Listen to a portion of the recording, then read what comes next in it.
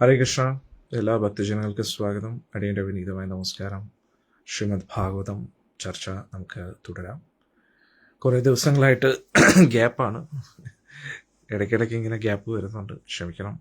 ഇവിടെ മറ്റു പല സേവനങ്ങളിൽ ഏർപ്പെടുന്നതുകൊണ്ടാണ്. ഇന്നത്തെ സത്സംഗം നമുക്ക് ആരംഭിക്കാം. ഓം നമോ ഭഗവതേ വാസുദേവായ. ഓം നമോ ഭഗവതേ വാസുദേവായ. ഓം നമോ ഭഗവതേ വാസുദേവായ. യാസം തതോ ജയമുദീരൈ നഷ്ടപ്രായേഷു ഭദ്രേഷു നിത്യം ഭാഗവത സേവയാ ഭഗവതി ഉത്തമശ്ലോകേ ഭക്തിർഭവതി നൈഷ്ഠികേ. കൃഷ്ണായ വാസുദേവായ ദേവകീ നന്ദനായ ച നന്ദഗോപകുമാരായ ഗോവിന്ദായ നമോ നമഃ. ഓം അജ്ഞാനതിമിരന്ധസ്യ ജ്ഞാനാഞ്ജനശലാഘായ ചക്ഷുരുന്മിലിതം യേന തസ്മൈ ശ്രീഗുരുവേ നമഃ. ശ്രീചൈതന്യമനോഭീഷ്ടം സ്ഥാപിതം യേന ഭൂതലേ സ്വയം രൂപകഥാമഹ്യം ദദാതി സ്വപദാന്തികം.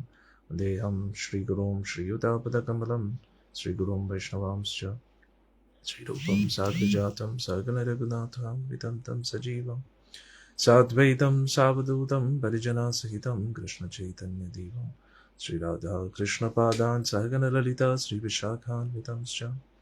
നമോ വിഷ്ണുപാദായ കൃഷ്ണപൃഷ്ഠായ ഭൂതലേ ശ്രീമതേ ജയപതാക സ്വാമിനിതി നാമിനെ. നമാചാര്യപാദായ നിതാംഗൃഹപ്രദായിനെ ഗൗരകഥാദായ നഗരഗ്രാമധാരിണി. നമോ വിഷ്ണുപാദായ കൃഷ്ണപൃഷ്ഠായ ഭൂതലേ ശ്രീമതേ ഭക്തിവേദാന്ത സ്വാമിനിതി നാമിനെ. നമസ്തേ സാരസ്വതി ദേവേ ഗൗരവാണി പ്രചാരിണേ നിർവിശേഷ ശൂന്യവാദി പാശ്ചാത്യദേശതാരിണേ. നമോ വിഷ്ണുപാദായ കൃഷ്ണപൃഷ്ഠായ ഭൂതലേ ശ്രീമതേ ഭക്തിസിദ്ധാന്ത സരസ്വതി നാമിനെ. ശ്രീവാർഷഭാനവീ ദേവി ദേദായ കൃപാബ്ദേ കൃഷ്ണസംബന്ധ വിജ്ഞാനദായിനി പ്രഭുവേ നമഃ. മാധുര്യോജ്വല പ്രേമാദ്യ ശ്രീരൂപാനുഗഭക്തിദാ ശ്രീഗൗരകരുണാശക്തി വിദായ നമോസ്തുതേ. നമസ്തേ ഗൗരവാണി ശ്രീമൂർത്തേ ദീനതാരിണേ രൂപാനുഗവൃതപസിദ്ധാന്ത ദ്വന്ദ്വഹാരിണേ. നമോ ഗൗരകിശോരായ സാക്ഷാത് വൈരാഗ്യമൂർത്തേ വിപ്രലംബരസാംബോധേ പാദാംബുജായതേ നമഃ. നമോ ഭക്തിവിനോദായ സച്ചിദാനന്ദനാമിനെ ഗൗരശക്തിസ്വരൂപായ രൂപാനുഗവരായതേ. ഗൗരാവിർഭാവഭൂമേസ്ത്വം നിർദ്ദിഷ്ടസജ്ജനപ്രിയ വൈഷ്ണവ സർവമമ ശ്രീജഗന്നാഥായ. നമോ മഹാവദന്യായ കൃഷ്ണപ്രേമപ്രദായതേ കൃഷ്ണായ കൃഷ്ണചൈതന്യനാമ്നേ ഗൗരവേ. പഞ്ചതത്വാത്മകം കൃഷ്ണം ഭക്തരൂപസ്വരൂപകം ഭക്താവതാരം ഭക്താഖ്യം നമാമി ഭക്തശക്തികം. നമോ മഹാവദന്യായ കൃഷ്ണപ്രേമപ്രദായതേ കൃഷ്ണായ കൃഷ്ണചൈതന്യനാമ്നേ ഗൗരവേ. हे कृष्णा करुणा सिंधु दीनबंधो जगत्पते गोपेश गोपिका कांता राधा कांता नमोस्तुते. जयदाम सुरतो पंगुर मम मंदमतेर्गति सर्वस्वपादाम्बुजो राधा मदनमो.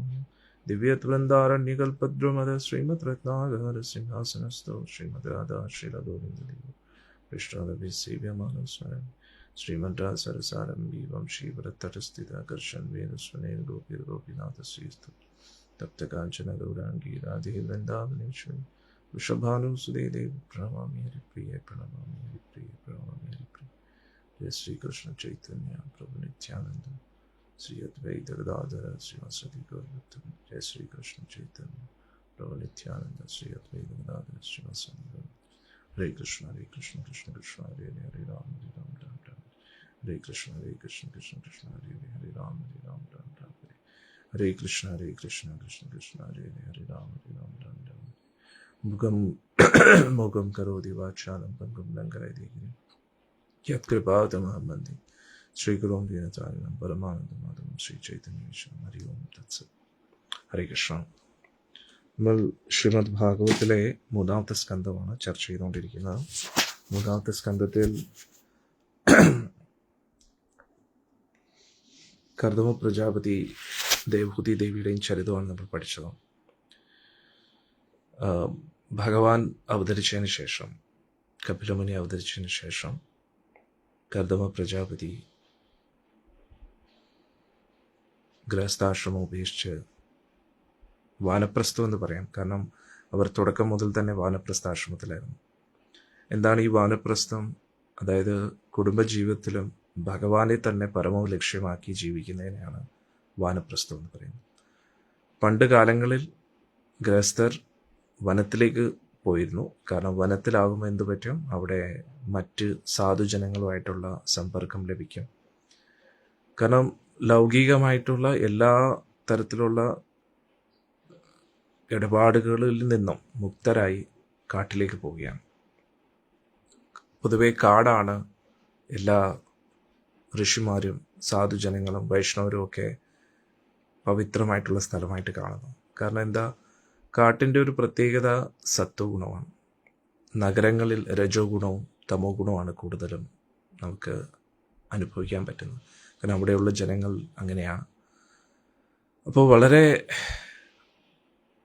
നമ്മളെ ആശ്ചര്യപ്പെടുത്തുന്ന ഒരു കാര്യം എന്ന് പറഞ്ഞാൽ, വനം എന്ന് പറഞ്ഞാൽ കൂടുതലും വന്യമൃഗങ്ങളുള്ള സ്ഥലമല്ലേ. അപ്പോൾ അവിടെ എങ്ങനെയാ സത്വഗുണം നിലനിൽക്കുന്നത്? ഗുണങ്ങൾ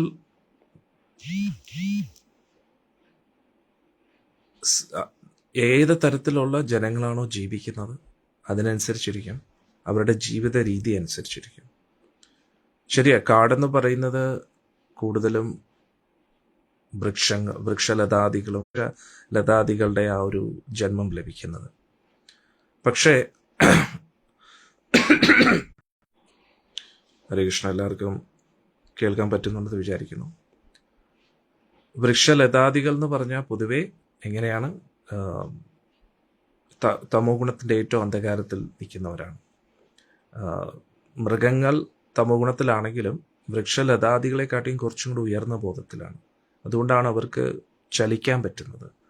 പക്ഷേ വൃക്ഷങ്ങളും ചെടികളും അതവർക്കൊക്കെ തമോ ഗുണത്തിൻ്റെ ഏറ്റവും അന്ധകാരത്തിരിക്കുകയാണ്. അതുകൊണ്ട് അവർക്ക് അങ്ങനെയുള്ള ജീവിതം ലഭിച്ചിരിക്കുന്നു. പക്ഷെ എന്നാലും മനുഷ്യർക്ക് ബോധത്തെ ഏറ്റവും കൂടുതൽ ട്രാൻസ്ഫർ ചെയ്യാൻ പറ്റും മനുഷ്യർക്ക്. അപ്പോൾ ഏത് തരത്തിലുള്ള മനുഷ്യരുമായിട്ട് നമ്മൾ ഇടപെടുന്നുവോ അത്രത്തോളം നമ്മുടെ ബോധത്തിൽ ഒരു ഇമ്പാക്റ്റ് ഉണ്ടാവും.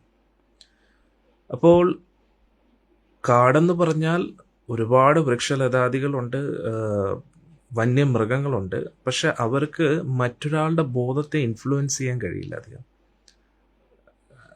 അതായത് പണ്ടത്തെ പുരാണങ്ങളിലൊക്കെ നമ്മൾ കേട്ട് കഴിഞ്ഞാൽ കൊടും വനത്തിൽ ജീവിക്കുന്ന ആശ്രമ അന്തേവാസികളുടെ സമ്പർക്കത്താൽ ക്രൂര മൃഗങ്ങളുടെ പോലും ബോധം മാറുകയാണ്. മനസ്സിലായി? അന്നേരം ഈ മനുഷ്യർക്ക് മറ്റുള്ളവരുടെ ബോധത്തെ ഇൻഫ്ലുവൻസ് ചെയ്യാനുള്ള ഒരു പവറുണ്ട്. കാരണം മനുഷ്യർ മറ്റെല്ലാ ജീവജാലങ്ങളെക്കാട്ടിയും ഏറ്റവും ഉയർന്ന ബോധത്തിലിരിക്കുന്നവരാണ്. പക്ഷെ അതേ മനുഷ്യർക്ക് താഴ്ന്ന ബോധത്തിലിരിക്കുന്ന വ്യക്തിയെ ഉയർന്ന ബോധത്തിലെത്തിക്കാനും പറ്റും, ഉയർന്ന ബോധത്തിലിരിക്കുന്ന വ്യക്തിയെ താഴെ ബോധത്തിലെത്തിക്കാനും പറ്റും. പ്രത്യേകിച്ച് ഈ കലിയുഗത്തിൽ കൂട്ടായ്മയ്ക്ക് വലിയൊരു എഫക്റ്റ് ഉണ്ട്. ഒരു കൂട്ടം ആൾക്കാർ ഏത് ബോധത്തിലിരിക്കുന്നോ ആ ബോധത്തിലായിരിക്കും ആ കൂട്ടത്തിൽ വരുന്ന ഒരു വ്യക്തി. മനസ്സിലാവുന്നുണ്ടോ? അത് ഈ മനുഷ്യരുടെ ഒരു പ്രത്യേകതയാണ്. അപ്പോൾ സജ്ജനങ്ങളുമായിട്ടുള്ള സമ്പർക്കം ഒരു ദുർജന വ്യക്തിയെ പോലും അവരുടെ ഉള്ളിൽ പോലും ഒരു മാറ്റം സൃഷ്ടിക്കാൻ പറ്റും. പക്ഷെ അതെങ്ങനെ ഇരിക്കും? എത്രത്തോളം കാലം ആ കൂട്ടായ്മയിൽ തുടരുന്നു അതിനനുസരിച്ചിരിക്കും. നമ്മൾ ആ ഭക്ത കൂട്ടായ്മയിൽ വന്നു പോകുന്നത് പോലെയല്ല, ഒരു സ്ഥിരമായിട്ട് ആ ഭക്ത കൂട്ടായ്മ പാലിക്കുന്ന ദിനചര്യ തന്നെ പരിശീലിച്ച് പരിശീലിച്ച് പരിശീലിച്ച് പരിശീലിച്ച് അത് നമ്മുടെ സ്വഭാവമാക്കി മാറ്റണം. അപ്പോൾ ആ ഒരു അസോസിയേഷൻ, നമ്മൾ ആരുമായിട്ടാണോ ഒരു സമ്പർക്കം പുലർത്തുന്നത് അത് നമ്മുടെ ബോധത്തെ എഫക്റ്റ് ചെയ്യും. അത് നമ്മുടെ ക്യാരക്ടറായിട്ട് മാറും, അത് നമ്മുടെ സ്വഭാവമായിട്ട് മാറും. നമ്മുടെ പെരുമാറ്റത്തിലും സംസാരത്തിലും എല്ലാം ആ ഒരു രീതി മാറും. അന്നേരം ബോധത്തെ ഇൻഫ്ലുവൻസ് ചെയ്യാൻ പറ്റും. അതുകൊണ്ടാണ് ഋഷി യോഗികൾ അവരൊക്കെ പണ്ട് കാലങ്ങളിൽ വനത്തിലേക്ക് പോകുന്നത്. കാരണം അവിടെ അങ്ങനെയുള്ള വ്യക്തികളുമായിട്ടുള്ള സമ്പർക്കം ലഭിക്കും. ഇനി അങ്ങനെ ആരെയും ലഭിച്ചില്ലെങ്കിലും വിജനമായിട്ടുള്ള സ്ഥലത്ത് ഇരിക്കാമല്ലോ, മനുഷ്യ സമ്പർക്കം ഇല്ലാത്തൊരു സ്ഥലത്ത്. അപ്പോൾ സത്യം പറഞ്ഞാൽ ഇവരെല്ലാം വാനപ്രസ്ഥം സ്വീകരിക്കുന്നത് മനുഷ്യരിൽ നിന്നും അകന്ന് നിൽക്കാനാണ്. ഏറ്റവും ഭീകര ജീവി എന്ന് പറഞ്ഞാൽ മനുഷ്യരാണ്. മൃഗങ്ങൾക്ക് പിന്നെ നന്ദി കാണാം അല്ലേ? പക്ഷെ പൊതുവെ മനുഷ്യർക്കാണ് ഏറ്റവും കൂടുതൽ നന്ദി വേണ്ടുന്നത് അല്ലേ? മനുഷ്യർക്കാണ് നന്ദി വേണ്ടുന്നത്. മനുഷ്യരെ മനുഷ്യരാക്കുന്നത് നന്ദി, കൃതജ്ഞത എന്നുള്ളൊരു സ്വഭാവമാണ്. പക്ഷേ മൃഗങ്ങൾ എന്ന് പറയുന്നത് മനുഷ്യരെ പോലെ കൃതജ്ഞത ഇല്ലാത്തത് കൊണ്ടാണ് മൃഗങ്ങൾ എന്ന് പറയുന്നത്. കാരണം മൃഗങ്ങൾക്ക് പൊതുവെ സ്വാർത്ഥതയാണ്. അവർക്ക് അവരുടെ കയ്യിലൊരു എന്തെങ്കിലും കിട്ടിക്കഴിഞ്ഞാൽ അത് അവർക്കുള്ളതായിരിക്കും അവരാദ്യം കഴിക്കുന്നത്. മറ്റുള്ളവർക്ക് കൊടുക്കാനുണ്ടോ ഇല്ല അങ്ങനെയൊന്നും മൃഗങ്ങൾ ചിന്തിക്കാറില്ല.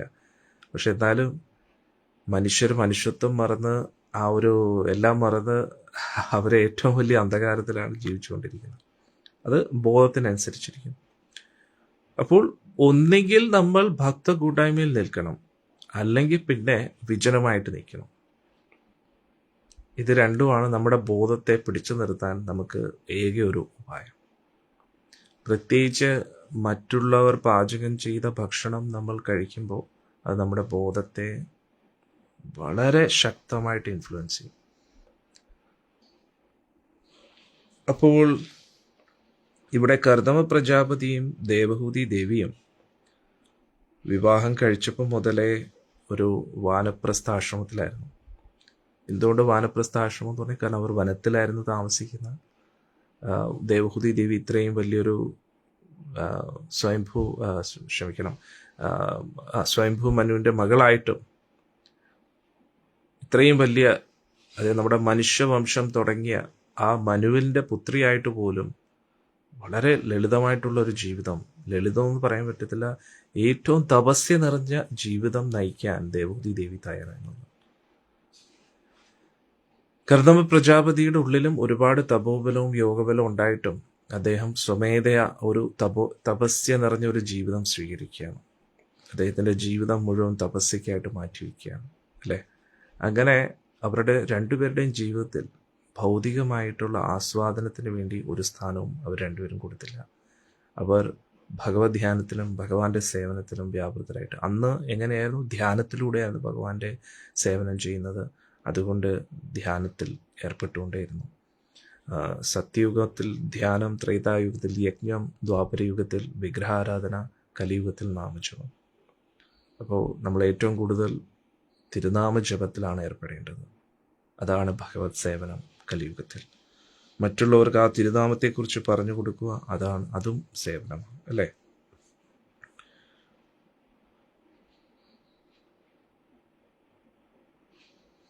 ഇനി മുന്നോട്ട് എന്താ നടക്കുന്നത് നമുക്ക് നോക്കാം. അപ്പോൾ കർദമ പ്രജാപതി അവിടുന്ന് പോയപ്പോൾ ഭഗവാനോട് പറഞ്ഞു, കപിലമുനിയെടുത്ത് പറഞ്ഞു. അപ്പോൾ കപിലമുനിയെടുത്ത് വന്ന് ദേവഹൂതി ദേവി ദുഃഖം പറയുകയാണ്. കർദമ പ്രജാപതി പോയതിൻ്റെ ആ ഒരു ദുഃഖം. അപ്പോൾ നമുക്ക് നോക്കാം എന്താണ് സംഭവിക്കുന്നത്.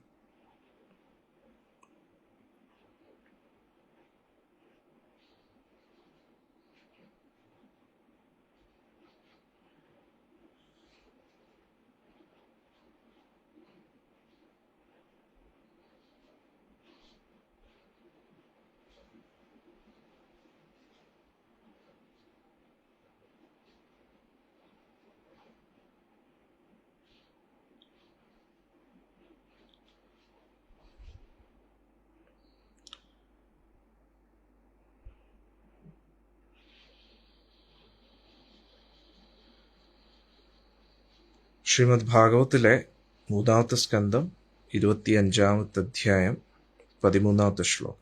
അവിടെ മുതലാണ് നമ്മൾ വീണ്ടും ആരംഭിക്കാൻ പോകുന്നത്. ശ്രീ ഭഗവാനുവാച യോഗാത്മികാ പുംസാം മധോ നിശ്രേയസ്യാമി അത്യന്തോ വരതിര്യത്ര ദുഃഖസ്യ ച സുഖസ്യ ച. ഇത് നമ്മൾ ചർച്ച ചെയ്ത ശ്ലോകമാണ്. ഭഗവാൻ എന്താ പറയുന്നത്? ഭഗവാനും പരമാത്മാവുമായിട്ടുള്ള ആ ബന്ധത്തെക്കുറിച്ച് പറയുന്ന ഈ യോഗ പദ്ധതി എല്ലാ ജീവജാലങ്ങളുടെയും നന്മയ്ക്കുള്ളതാണ്. ഇത് സുഖത്തിൽ നിന്നും ദുഃഖത്തിൽ നിന്നും നമ്മളെ വിരക്തരാക്കും. ഇതാണ് ഏറ്റവും പരമോന്നതമായിട്ടുള്ള യോഗ പദ്ധതി. അതായത് യഥാർത്ഥ യോഗ എന്ന് പറഞ്ഞു കഴിഞ്ഞാൽ ആത്മാവിനെയും പരമാത്മാവിനെയും കൂട്ടിയോജിപ്പിക്കുന്നത്. കൂട്ടിയോജിപ്പിക്കുന്നത് പറഞ്ഞാൽ എന്താ? നമുക്ക് എല്ലാവർക്കും ഭഗവാനുമായിട്ടൊരു ബന്ധമുണ്ട്. ആ ബന്ധത്തെ പുനർജാഗൃതമാക്കുന്ന പദ്ധതിയാണ് പരമോന്നതമായിട്ടുള്ള യോഗ പദ്ധതിയായിട്ട് കാണുന്നത്. ആ ഭഗവാനുമായിട്ട് നമ്മൾ കണക്റ്റഡ് ആകുമ്പോൾ സുഖത്തിൽ നിന്നും ദുഃഖത്തിൽ നിന്നും നമ്മൾ വിരമിക്കുമെന്ന് പറഞ്ഞു. അപ്പോൾ എന്താണ് ഇവിടെ സുഖത്തിൽ നിന്നും ദുഃഖത്തിൽ നിന്നും വിരമിക്കുന്നതിൻ്റെ അർത്ഥം? നമ്മൾ ഈ ലോകത്തിലെ എല്ലാ സുഖങ്ങളെയും നമ്മുടെ ഇന്ദ്രിയങ്ങളുമായിട്ട് ബന്ധപ്പെട്ട ഇന്ദ്രിയ വിഷയങ്ങളുമായിട്ട് കണക്ട് ചെയ്തിരിക്കുകയാണ്. നമ്മൾ ആഗ്രഹിക്കുന്ന രൂപങ്ങളെ കാണാൻ ആഗ്രഹിക്കുന്നു, നമ്മൾ ആഗ്രഹിക്കുന്ന ശബ്ദങ്ങളെ കേൾക്കാൻ ആഗ്രഹിക്കുന്നു, രുചിക്കാൻ ആഗ്രഹിക്കുന്നു, സ്പർശനം ആഗ്രഹിക്കുന്നു. അങ്ങനെ എല്ലാ ഇന്ദ്രിയങ്ങൾക്കും അതിൻ്റേതായിട്ടുള്ള ഇന്ദ്രിയ വിഷയങ്ങളുണ്ട്. അപ്പോൾ നമ്മുടെ മനസ്സിലുള്ള സങ്കല്പം അനുസരിച്ചുള്ള ഇന്ദ്രിയ വിഷയങ്ങൾ നമുക്ക് ലഭിക്കുമ്പോൾ നമ്മൾ സുഖിക്കുന്നു എന്ന് നമ്മൾ ചിന്തിക്കുന്നു, അല്ലേ? ഇനി അങ്ങനെയുള്ള സുഖം നമുക്ക് ലഭിക്കാതെ ആകുമ്പോൾ നമ്മൾ ദുഃഖിക്കുന്നു എന്ന് നമ്മൾ ചിന്തിക്കുന്നു. നമ്മൾ അതിനെ ഒരു ദുഃഖമായിട്ട് കാണുന്നു. അപ്പോൾ ഇത് രണ്ടും, ശരീരമായിട്ട് ബന്ധപ്പെട്ട സുഖവും ദുഃഖവും യഥാർത്ഥത്തിൽ ആത്മാവിനെ സ്പർശിക്കുന്നില്ല. അപ്പോൾ ഭഗവാൻ കപിലൻ പറയുന്നത് എന്താണ്? നമ്മൾ ആത്മാവ്, ഈ ശരീരത്തിനകത്തിരിക്കുന്ന നമ്മൾ പരമാത്മാവായ ഭഗവാനുമായിട്ട് കണക്റ്റ് ആവുക. ഭഗവാനായിട്ട് എങ്ങനെയാണ് കണക്റ്റ് ആകേണ്ടത്? നമ്മുടെ ബോധത്തിലൂടെ. ബോധം എങ്ങനെയാണ് നമുക്ക് മനസ്സിലാക്കേണ്ടത്? നമുക്ക് ആദ്യം ബോധമായിട്ടൊരു ആക്സസ് കിട്ടാൻ ബുദ്ധിമുട്ടാണ്. ഉദാഹരണത്തിന്, ഇന്ന് ഈ കലിയുഗത്തിൽ കൂടുതൽ വ്യക്തികളും ശരീരബോധത്തിലാണ് ഇരിക്കുന്നത്. അപ്പം ശരീരബോധം എന്ന് പറഞ്ഞാൽ എന്താണ്? അതായത് അവർ ഈ ശരീരമാണ് എന്ന് ചിന്തിച്ച് ജീവിക്കുകയാണ്. മൃഗങ്ങൾ അങ്ങനെയാണ്. അപ്പം മൃഗങ്ങൾക്ക് ശരീരത്തിൻ്റെ ബോധത്തിൽ നിന്ന് ഉയർന്ന് മനസ്സിൻ്റെ ബോധത്തിലേക്ക് എത്താൻ കഴിയില്ല. ശരീരബോധത്തിൽ ഇരിക്കുന്നവരുടെ പ്രത്യേകത എന്ന് പറഞ്ഞു കഴിഞ്ഞാൽ അവർക്ക് അപ്പോൾ കിട്ടുന്ന കാര്യത്തിലായിരിക്കും താല്പര്യം. മുന്നോട്ടുള്ള ഒരു ക്ഷമ കാണത്തില്ല, ഒരു നിർബന്ധ ബുദ്ധിയായിരിക്കാം. തിന്നുക, ഉറങ്ങുക, ലൈംഗികബന്ധത്തിൽ ഏർപ്പെടുക, ഇങ്ങനെയുള്ള കാര്യത്തിലായിരിക്കും ആസക്തി കൂടുതൽ. കാരണം മൃഗങ്ങൾ അങ്ങനെയുള്ള ബോധത്തിലാണ്. നമ്മൾ മൃഗങ്ങളെ നോക്കിക്കഴിഞ്ഞാൽ എപ്പോഴും അവർ ഏത് ബോധത്തിലായിരിക്കും? ഒന്നുകിൽ ഭക്ഷണം കഴിക്കും, അല്ലെങ്കിൽ ഉറങ്ങും, ആഹാര, നിദ്ര, ഭയം, അല്ലെങ്കിൽ മറ്റേതെങ്കിലും മൃഗങ്ങളുമായിട്ട് കടി കൂടിക്കൊണ്ടിരിക്കും, അല്ലേ? അല്ലെങ്കിൽ പിന്നെ ലൈംഗിക ബന്ധത്തിൽ ഏർപ്പെട്ടുകൊണ്ടിരിക്കും. അപ്പോൾ ഈ മൃഗീയ ബോധം, അപ്പം നമ്മുടെ ശരീരത്തിൻ്റെ ആ ത്വരകൾക്ക് വേണ്ടി മാത്രം ചിന്തിച്ചുകൊണ്ടിരിക്കുമ്പോൾ നമുക്ക് ശരീരബോധമാണെന്ന് മനസ്സിലാക്കാം.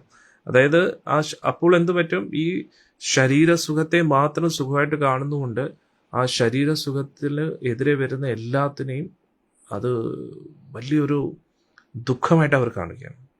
അവർ ആഗ്രഹിക്കുന്ന പോലെ കാര്യങ്ങൾ നടക്കാതെ വരുമ്പോൾ ഫ്രസ്ട്രേറ്റഡ് ആവുകയും ഡിസ്റ്റർബ്ഡ് ആവുകയും, അതായത് പ്രധാനമായിട്ടും അവരുടെ ശരീരം. അപ്പോൾ ഈ സ്വന്തം ശരീരത്തിനപ്പുറത്തായിട്ട് കുറച്ചും കൂടെ ഉയർന്ന് ചിന്തിക്കാൻ കഴിവുള്ള വ്യക്തികളാണ്, നമുക്ക് വേണമെങ്കിൽ പറയാം, ശരീരബോധം കുറഞ്ഞ് മനസ്സിൻ്റെ ബോധത്തിലേക്ക് ഉയർന്നു വരുന്നുവെന്ന്. മനസ്സിൻ്റെ ബോധത്തിൽ എന്ന് പറഞ്ഞു കഴിഞ്ഞാൽ അവരുടെ ശരീര സുഖങ്ങൾക്ക് അപ്പുറത്തായിട്ട് മറ്റുള്ളവരുടെയും കൂടെ ക്ഷേമം അന്വേഷിക്കുന്ന ഒരു പ്രവണത. അപ്പോൾ അവർ ആ മനസ്സിൻ്റെ തലത്തിലേക്ക് ഉയർന്നു എന്നാണ്. മനസ്സിലായില്ലേ? അങ്ങനെയുള്ള വ്യക്തികൾക്കാണ് ഉയർന്ന് ചിന്തിക്കാൻ കഴിയുന്നത്. അങ്ങനെയുള്ള വ്യക്തികളാണ് ഒരു ടീം ലീഡേഴ്സ് ആവുന്നത്, ലീഡർഷിപ്പ് ക്വാളിറ്റീസ് ഒക്കെ വരുന്നത്. മനസ്സിലായില്ലേ? അപ്പോൾ അതായത് ഒരു കമ്പനിയിൽ ഇപ്പോൾ ഒരു കൂട്ടം ആൾക്കാരെ നയിക്കുന്ന ഒരു മാനേജർ ഉണ്ടെങ്കിൽ ആ മറ്റ് വർക്കേഴ്സിനെക്കാട്ടിയും കുറച്ചും കൂടെ എല്ലാവരെക്കുറിച്ചും ചിന്തിക്കാനുള്ള കപ്പാസിറ്റി ഉണ്ടായതുകൊണ്ടാണ് ആ വ്യക്തി ഒരു ലീഡർ ആവുന്നത്, അല്ലെങ്കിൽ ഒരു മാനേജർ ആവുന്നത്, അല്ലേ? അതേപോലെയാണ് എല്ലാ മേഖലകളിലും ഇതേപോലെ തന്നെയാണ്. അതായത് സ്വന്തം ശരീരത്തെക്കാട്ടിയും ഉയർന്ന് ചിന്തിക്കാൻ പറ്റുന്ന വ്യക്തികൾക്ക് അങ്ങനെ സ്വന്തം ശരീരത്തെ മാത്രം കുറിച്ച് ചിന്തിക്കുന്ന വ്യക്തികളെ നിയന്ത്രിക്കാൻ പറ്റും. കാരണം എന്താ? അവരുടെ സ്വന്തം ശരീരത്തെക്കുറിച്ച് ചിന്തിക്കുന്നതിൽ നിന്നും ഉയർന്ന് ചിന്തിക്കാൻ അവർക്ക് കഴിവുണ്ടായുണ്ട്. മനസ്സിലാവുന്നുണ്ടോ? എല്ലാവർക്കും മനസ്സിലാക്കാം? കമൻസിലിടും എന്താണ് നിങ്ങളുടെ അഭിപ്രായം. അപ്പോൾ ശരീരബോധം എന്ന് പറഞ്ഞു കഴിഞ്ഞാൽ അവരവരുടെ കാര്യം മാത്രം, അവരുടെ ഭക്ഷണം, അവരുടെ ഉറക്കം, സ്വാർത്ഥത നിറഞ്ഞ ജീവിതത്തെയാണ് നമുക്ക്. അപ്പോൾ നമ്മൾ വിചാരിക്കും ഈവൻ നമ്മൾ വലിയ മാനേജേഴ്സ് അല്ലെങ്കിൽ ഒരു കൂട്ടം ആൾക്കാരെ ഭരിക്കുന്ന വ്യക്തികൾ അവർ ചൂഷണം ചെയ്തുകൊണ്ടിരിക്കുകയാണല്ലോ. ചൂഷണം ചെയ്യുകയാണ്, ശരിയാണ്. അവരുടെ ആ കഴിവിനെ അവർ എല്ലാവരെയും ദ്രോഹിക്കാൻ വേണ്ടി ഉപയോഗിക്കുകയാണ്. പക്ഷെ എന്നാലും അവർ ചിന്തിക്കുന്നുണ്ട് എന്നാണ് നമ്മൾ മനസ്സിലാക്കേണ്ടത്. മനസ്സിലായില്ലേ? അതായത് ഒരു കൂട്ടം വ്യക്തികളെ നിയന്ത്രിക്കാൻ വേണ്ടി അവർ ശ്രമിക്കുന്നുണ്ട്, ചിന്തിക്കുന്നുണ്ട്. അന്നേരം തീർച്ചയായിട്ടും ഈ ശരീരബോധത്തിൽ, അതായത് ശരീരബോധത്തിന്റെ ഏറ്റവും താഴ്ന്ന അവസ്ഥയിൽ നിന്ന് കുറച്ച് ഉയരുന്നുണ്ട്. അങ്ങനെയുള്ളവർക്കാണ് ഭരിക്കാൻ പറ്റുന്നത്. മനസ്സിലായില്ലേ? മറ്റുള്ളവരെ ഭരിക്കണം എന്ന് പറഞ്ഞു കഴിഞ്ഞാൽ അവരുടെ അവസ്ഥ മനസ്സിലാക്കി അവരുടെ നിയന്ത്രിക്കാനുള്ള അവരുടെ അവസ്ഥ, ബോധം എന്താണ്, ചിന്ത എന്താണ്, ഇതെല്ലാം മനസ്സിലാക്കി അതിനനുസരിച്ച് അവരെ നിയന്ത്രിക്കാൻ ശ്രമിക്കുകയാണ്, അല്ലേ? അപ്പോൾ അതിനെ അവർ ചൂഷണം ചെയ്യുന്നുണ്ടോ ഇല്ലയോ, അതിനനുസരിച്ച് അവരുടെ ജീവിതം മുന്നോട്ട് പോകും, അല്ലേ? അപ്പോൾ അങ്ങനെ ആ ഒരു ബോധത്തിൽ ഉയർന്ന് ഒരുപാട് വ്യക്തികൾക്ക് എന്തു പറ്റും, വളരെ പ്ലാൻ ചെയ്യാൻ പറ്റും. ഇപ്പോൾ ഉദാഹരണത്തിന് ഒരു പ്രധാനമന്ത്രിയായിട്ടൊക്കെ ഇരിക്കുകയാണെങ്കിൽ അവരുടെ കൂട്ടത്തിൽ പ്രധാനമന്ത്രി അസിസ്റ്റ് ചെയ്യുന്ന കുറേ ആൾക്കാർ കാണും. അതായത് ഒരു രാജ്യത്തിൻ്റെ മുഴുവൻ ഉത്തരവാദിത്വം ഏറ്റെടുക്കാൻ പറ്റും. മനസ്സിലായില്ല? അതുകൊണ്ടാണ് അവർ അത്രയും വലിയൊരു പൊസിഷനിൽ ഇരിക്കുന്നത്. പക്ഷെ ഇതിനെക്കാട്ടിയും ഉയർന്ന പോസ്റ്റാണ് ആത്മീയ അവബോധത്തിലിരിക്കുന്നു. ഇപ്പോൾ ശരീരബോധത്തിലിരിക്കുന്നു, എന്നിട്ട് ശരീരബോധത്തിൽ നിന്ന് ഉയർന്ന് ഒരു മനസ്സിൻ്റെ മേഖലകളിലേക്ക് എത്തി മനസ്സിൻ്റെ ബോധത്തിലിരിക്കുന്നു, മനസ്സിനെ സ്വയമായിട്ട് കാണുന്നു. അങ്ങനെ ആ മനസ്സിൻ്റെ ഏറ്റവും സൂക്ഷ്മ തലങ്ങളിലിരിക്കുന്ന വ്യക്തികളാണ് ദേവലോകത്തെ ഇരിക്കുന്ന ദേവേന്ദ്രനും ബ്രഹ്മദേവനും ഒക്കെ. അതായത് അവർ അവരുടെ ശരീരബോധത്തിൽ നിന്നും ഒരുപാട് ഉയർന്ന് അവരുടെ മനസ്സിനെ പോലും ഒരുപാട്, മനസ്സിൻ്റെ ബോധത്തിന് ഏറ്റവും ഹയസ്റ്റ് ലെവലിൽ ഇരിക്കുകയാണ് അവർ. അങ്ങനെയുള്ളവർ ദേവലോകവാസികൾ, ബ്രഹ്മദേവൻ, അങ്ങനെയൊക്കെ പദവിയിലേക്ക് എത്തും. മനസ്സിലായി? ഇനി ഈ മനസ്സിൻ്റെ മേഖലകളെയും മറികടന്ന് ആത്മീയ അവബോധത്തിൽ, അതായത് ഞാൻ ശരീരമല്ല, ഞാൻ മനസ്സല്ല, ഞാൻ ഇതിനകത്തിരിക്കുന്ന ആത്മാവാണ് എന്ന് തിരിച്ചറിയുന്ന വ്യക്തി ഈ ബ്രഹ്മാണ്ടങ്ങൾക്കും അപ്പുറത്തുള്ള ആ ഒരു പൊസിഷനിലേക്ക് എത്തുക. അപ്പോൾ മരിച്ചു കഴിഞ്ഞിട്ട് നമ്മൾ ഉടനെ ഭഗവാന്റെ അടുത്ത് പോവുകയല്ല. ഇവിടെ ഇരിക്കുമ്പോൾ തന്നെ നമ്മുടെ ബോധത്തെ ഉയർത്തണം. മരിക്കുന്ന സമയത്ത് നമ്മൾ ആ ഉയർന്ന അവബോധത്തിലാണെങ്കിൽ മാത്രമേ ആ ബോധത്തിനനുസരിച്ചുള്ള ലോകത്തിലേക്ക് നമുക്ക് എത്താൻ പറ്റൂ. ക്ലിയർ ആവുന്നുണ്ടോ? ഇപ്പോൾ നമുക്ക് ഡയറക്റ്റ്ലി ബോധത്തെ പിടിക്കാനുള്ള അവസ്ഥയിലേക്ക് എത്തിയിട്ടില്ല. ഉദാഹരണത്തിന്, നമുക്ക് മനസ്സിനെ നിയന്ത്രിക്കണമെങ്കിൽ നമ്മൾ എന്താ ചെയ്യേണ്ടത്? ശരീരം കൊണ്ട് ചെയ്യുന്ന പ്രവർത്തികളെ നിയന്ത്രിക്കണം. നമ്മുടെ സംസാരത്തെ നിയന്ത്രിക്കണം. പ്രവർത്തികളെ നിയന്ത്രിക്കുമ്പോൾ സംസാരത്തിലും കുറച്ച് നിയന്ത്രണം വരും. സംസാരത്തിൽ നിയന്ത്രണം വരുമ്പോൾ, ഉദാഹരണത്തിന് നമ്മൾ എന്ത് കേൾക്കുന്നുവോ അതിനെ നിയന്ത്രിക്കണം, എന്ത് സംസാരിക്കുന്നു അതിനെ നിയന്ത്രിക്കണം. നമ്മുടെ പ്രവൃത്തികളെ നിയന്ത്രിക്കുമ്പോൾ അപ്പോൾ എന്തു പറ്റും? മനസ്സിൻ്റെ കുറച്ച് നിയന്ത്രിക്കാൻ പറ്റും, അല്ലേ? ആദ്യം നമ്മൾ പുറമേ ഉള്ള പ്രവൃത്തികളെ നിയന്ത്രിച്ചുകൊണ്ട് മനസ്സിനെ നിയന്ത്രിക്കാൻ ശ്രമിക്കുന്നു. പിന്നെ മനസ്സിൻ്റെ ഉള്ളിലുള്ള ഇതിനു മുമ്പേ ഉള്ള എക്സ്പീരിയൻസുകൾ, അത് ഇങ്ങനെ പൊങ്ങി വരും, അതിനെ നിയന്ത്രിക്കണം. അതിനെ നിയന്ത്രിച്ച് മനസ്സിൻ്റെ മേഖലകളിൽ നിന്ന് ഇനി ഉയർന്ന് നമ്മൾ ആത്മാവിൻ്റെ ആ ബോധത്തിൻ്റെ തലത്തിലേക്ക് പ്രവേശിക്കും. മനസ്സിലായില്ലേ? അത് ഇനിയും നമുക്ക് ഒരുപാട് ഹൈ ആണ്. ആ ഒരു സ്റ്റേജിലേക്ക് നമ്മൾ ആരും എത്തിയിട്ടില്ല. അതിലേക്ക് എത്താൻ നമ്മൾ എന്താ ശ്രമിക്കേണ്ടത്? ആദ്യം ശരീരം കൊണ്ട് ചെയ്യുന്ന പ്രവർത്തികളെ നിയന്ത്രിക്കുക, പിന്നെ മനസ്സിൻ്റെ ചിന്തകളെ നിയന്ത്രിക്കുക. മനസ്സിൻ്റെ ചിന്തകളെ നിയന്ത്രിച്ച് ആഗ്രഹങ്ങളെ നിയന്ത്രിക്കുക. അങ്ങനെ നമ്മുടെ ബോധത്തെ നിയന്ത്രണത്തിലൂടെയാണ് നമ്മുടെ ബോധത്തെ ശുദ്ധീകരിക്കാൻ പറ്റുന്നത്. മനസ്സിലായില്ലേ? നമ്മൾ ശരീരം കൊണ്ട് എന്ത് ചെയ്യുന്നോ അത് മനസ്സിലൊരു ഇംപ്രഷൻ ക്രിയേറ്റ് ചെയ്യും. മനസ്സുകൊണ്ട് എന്തൊക്കെ ചിന്തിക്കുന്നോ അതൊക്കെ നമ്മുടെ ആഗ്രഹങ്ങളായിട്ട് മാറും. നമ്മുടെ ആഗ്രഹങ്ങൾ നമ്മുടെ ബോധത്തെ ഇൻഫ്ലുവൻസ് ചെയ്യും. അതുകൊണ്ട് കൃഷ്ണാവബോധം എന്ന് പറഞ്ഞു കഴിഞ്ഞാൽ, ഭഗവാനെക്കുറിച്ച് ബോധവാനായിട്ടിരിക്കുക എന്ന് പറഞ്ഞു കഴിഞ്ഞാൽ, ഭഗവാന് വേണ്ടി പ്രവർത്തിക്കുക, ഭഗവാന് വേണ്ടി സംസാരിക്കുക, ഭഗവാന് വേണ്ടി ചിന്തിക്കുക, ഭഗവാനെക്കുറിച്ചുള്ള ആഗ്രഹങ്ങൾ ഹൃദയത്തിൽ സൂക്ഷിക്കുക. അപ്പോൾ നമ്മൾ ഭഗവത് ബോധത്തിലേക്കാവും, കൃഷ്ണാവബോധത്തിലേക്കാവും. മനസ്സിലായില്ലേ? അപ്പോൾ ഇവിടെ ദേവഹൂതി ദേവി വിഷമത്തിലാണ്. കർദമ പ്രജാപതി പോയതിൻ്റെ ആ ഒരു വിഷമത്തിൽ. എന്നിട്ട് ഇവിടെ കപിലമുനി പറയുകയാണ്, ഏറ്റവും ഉയർന്ന യോഗ പദ്ധതി എന്ന് പറഞ്ഞാൽ ആത്മാവ് പരമാത്മാവുമായിട്ട് കണക്റ്റ് ആവുക. എങ്ങനെ? ബോധത്തിലൂടെ. അതാണ് ഏറ്റവും വലിയ യോഗ. അല്ലെങ്കിൽ ഒറ്റക്കാലെ നിൽക്കുന്നതും തലകുത്തി നിൽക്കുന്നതും അതൊക്കെ എന്തിനു വേണ്ടിയാണ്? മനസ്സിനെ നിയന്ത്രിക്കാൻ വേണ്ടിയാണ്. അതായത് യോഗാസനം എന്ന് പറഞ്ഞാൽ ഇരുത്തം വരുത്തുക. നമ്മുടെ ശരീരത്തെ ആദ്യം ഇരുത്താൻ പഠിക്കുക. ഒരിടത്ത് കുറേ നേരം നമ്മൾ വിചാരിക്കുന്ന അത്രത്തോളം നേരം നമ്മളെ ഇരുത്താൻ നമ്മൾ പഠിപ്പിക്കുക. അങ്ങനെ ഇരുത്താൻ പഠിപ്പിച്ചു കഴിഞ്ഞാൽ നമ്മുടെ മനസ്സും ഇരിക്കും. നമ്മൾ ഓടിച്ചാടി ഓരോ കാര്യങ്ങൾ ചെയ്യുന്ന സമയത്ത് നമ്മുടെ മനസ്സും അതേപോലെ ഓടിച്ചാടി കളിക്കും. അപ്പം ശരീരത്തെ നമ്മൾ നിയന്ത്രിക്കുകയാണെങ്കിൽ മനസ്സിനെ നമുക്ക് നിയന്ത്രിക്കാൻ പറ്റും. ശരീരത്തെ മനസ്സിനെ നിയന്ത്രിച്ചു കഴിഞ്ഞാൽ ആഗ്രഹത്തെ നിയന്ത്രിക്കാൻ പറ്റും. ആഗ്രഹത്തെ നിയന്ത്രിച്ചു കഴിഞ്ഞാൽ ബോധത്തെ നിയന്ത്രിക്കാൻ പറ്റും. അപ്പോൾ ബോധത്തെ ഭഗവാനിലേക്ക് സന്നിവേശിപ്പിക്കാൻ പറ്റും. മനസ്സിലായില്ലേ? അപ്പോൾ ഇത് ഈസി അല്ല. മുൻ യുഗങ്ങളിൽ എങ്ങനെയായിരുന്നു? ധ്യാനത്തിലൂടെയായിരുന്നു അത് നേടിയെടുക്കുന്നത്. പക്ഷേ ത്രേതായുഗത്തിൽ എന്തായിരുന്നു? യജ്ഞത്തിലൂടെ. ദ്വാപരയുഗത്തിൽ വിഗ്രഹസേവയിലൂടെ. കലിയുഗത്തിൽ നമുക്ക് നാമജപത്തിലൂടെ മാത്രമേ ആ അവസ്ഥയിലേക്ക് എത്താൻ പറ്റൂ. അതുകൊണ്ട് എന്താ നമ്മൾ ചെയ്യേണ്ടത്? ഏറ്റവും കുറഞ്ഞ പക്ഷം നമ്മൾ 16 മാലയെങ്കിലും ഹരേ കൃഷ്ണ മഹാമന്ത്രം ജപിക്കണം. ഒരു ഭക്തൻ ചോദിക്കുന്നു, ഉയർന്ന ബോധത്തിലിരിക്കുന്ന മനുഷ്യരെ എങ്ങനെ തിരിച്ചറിയും? ഭഗവാനെ പലരും ആരാധിക്കുന്നു.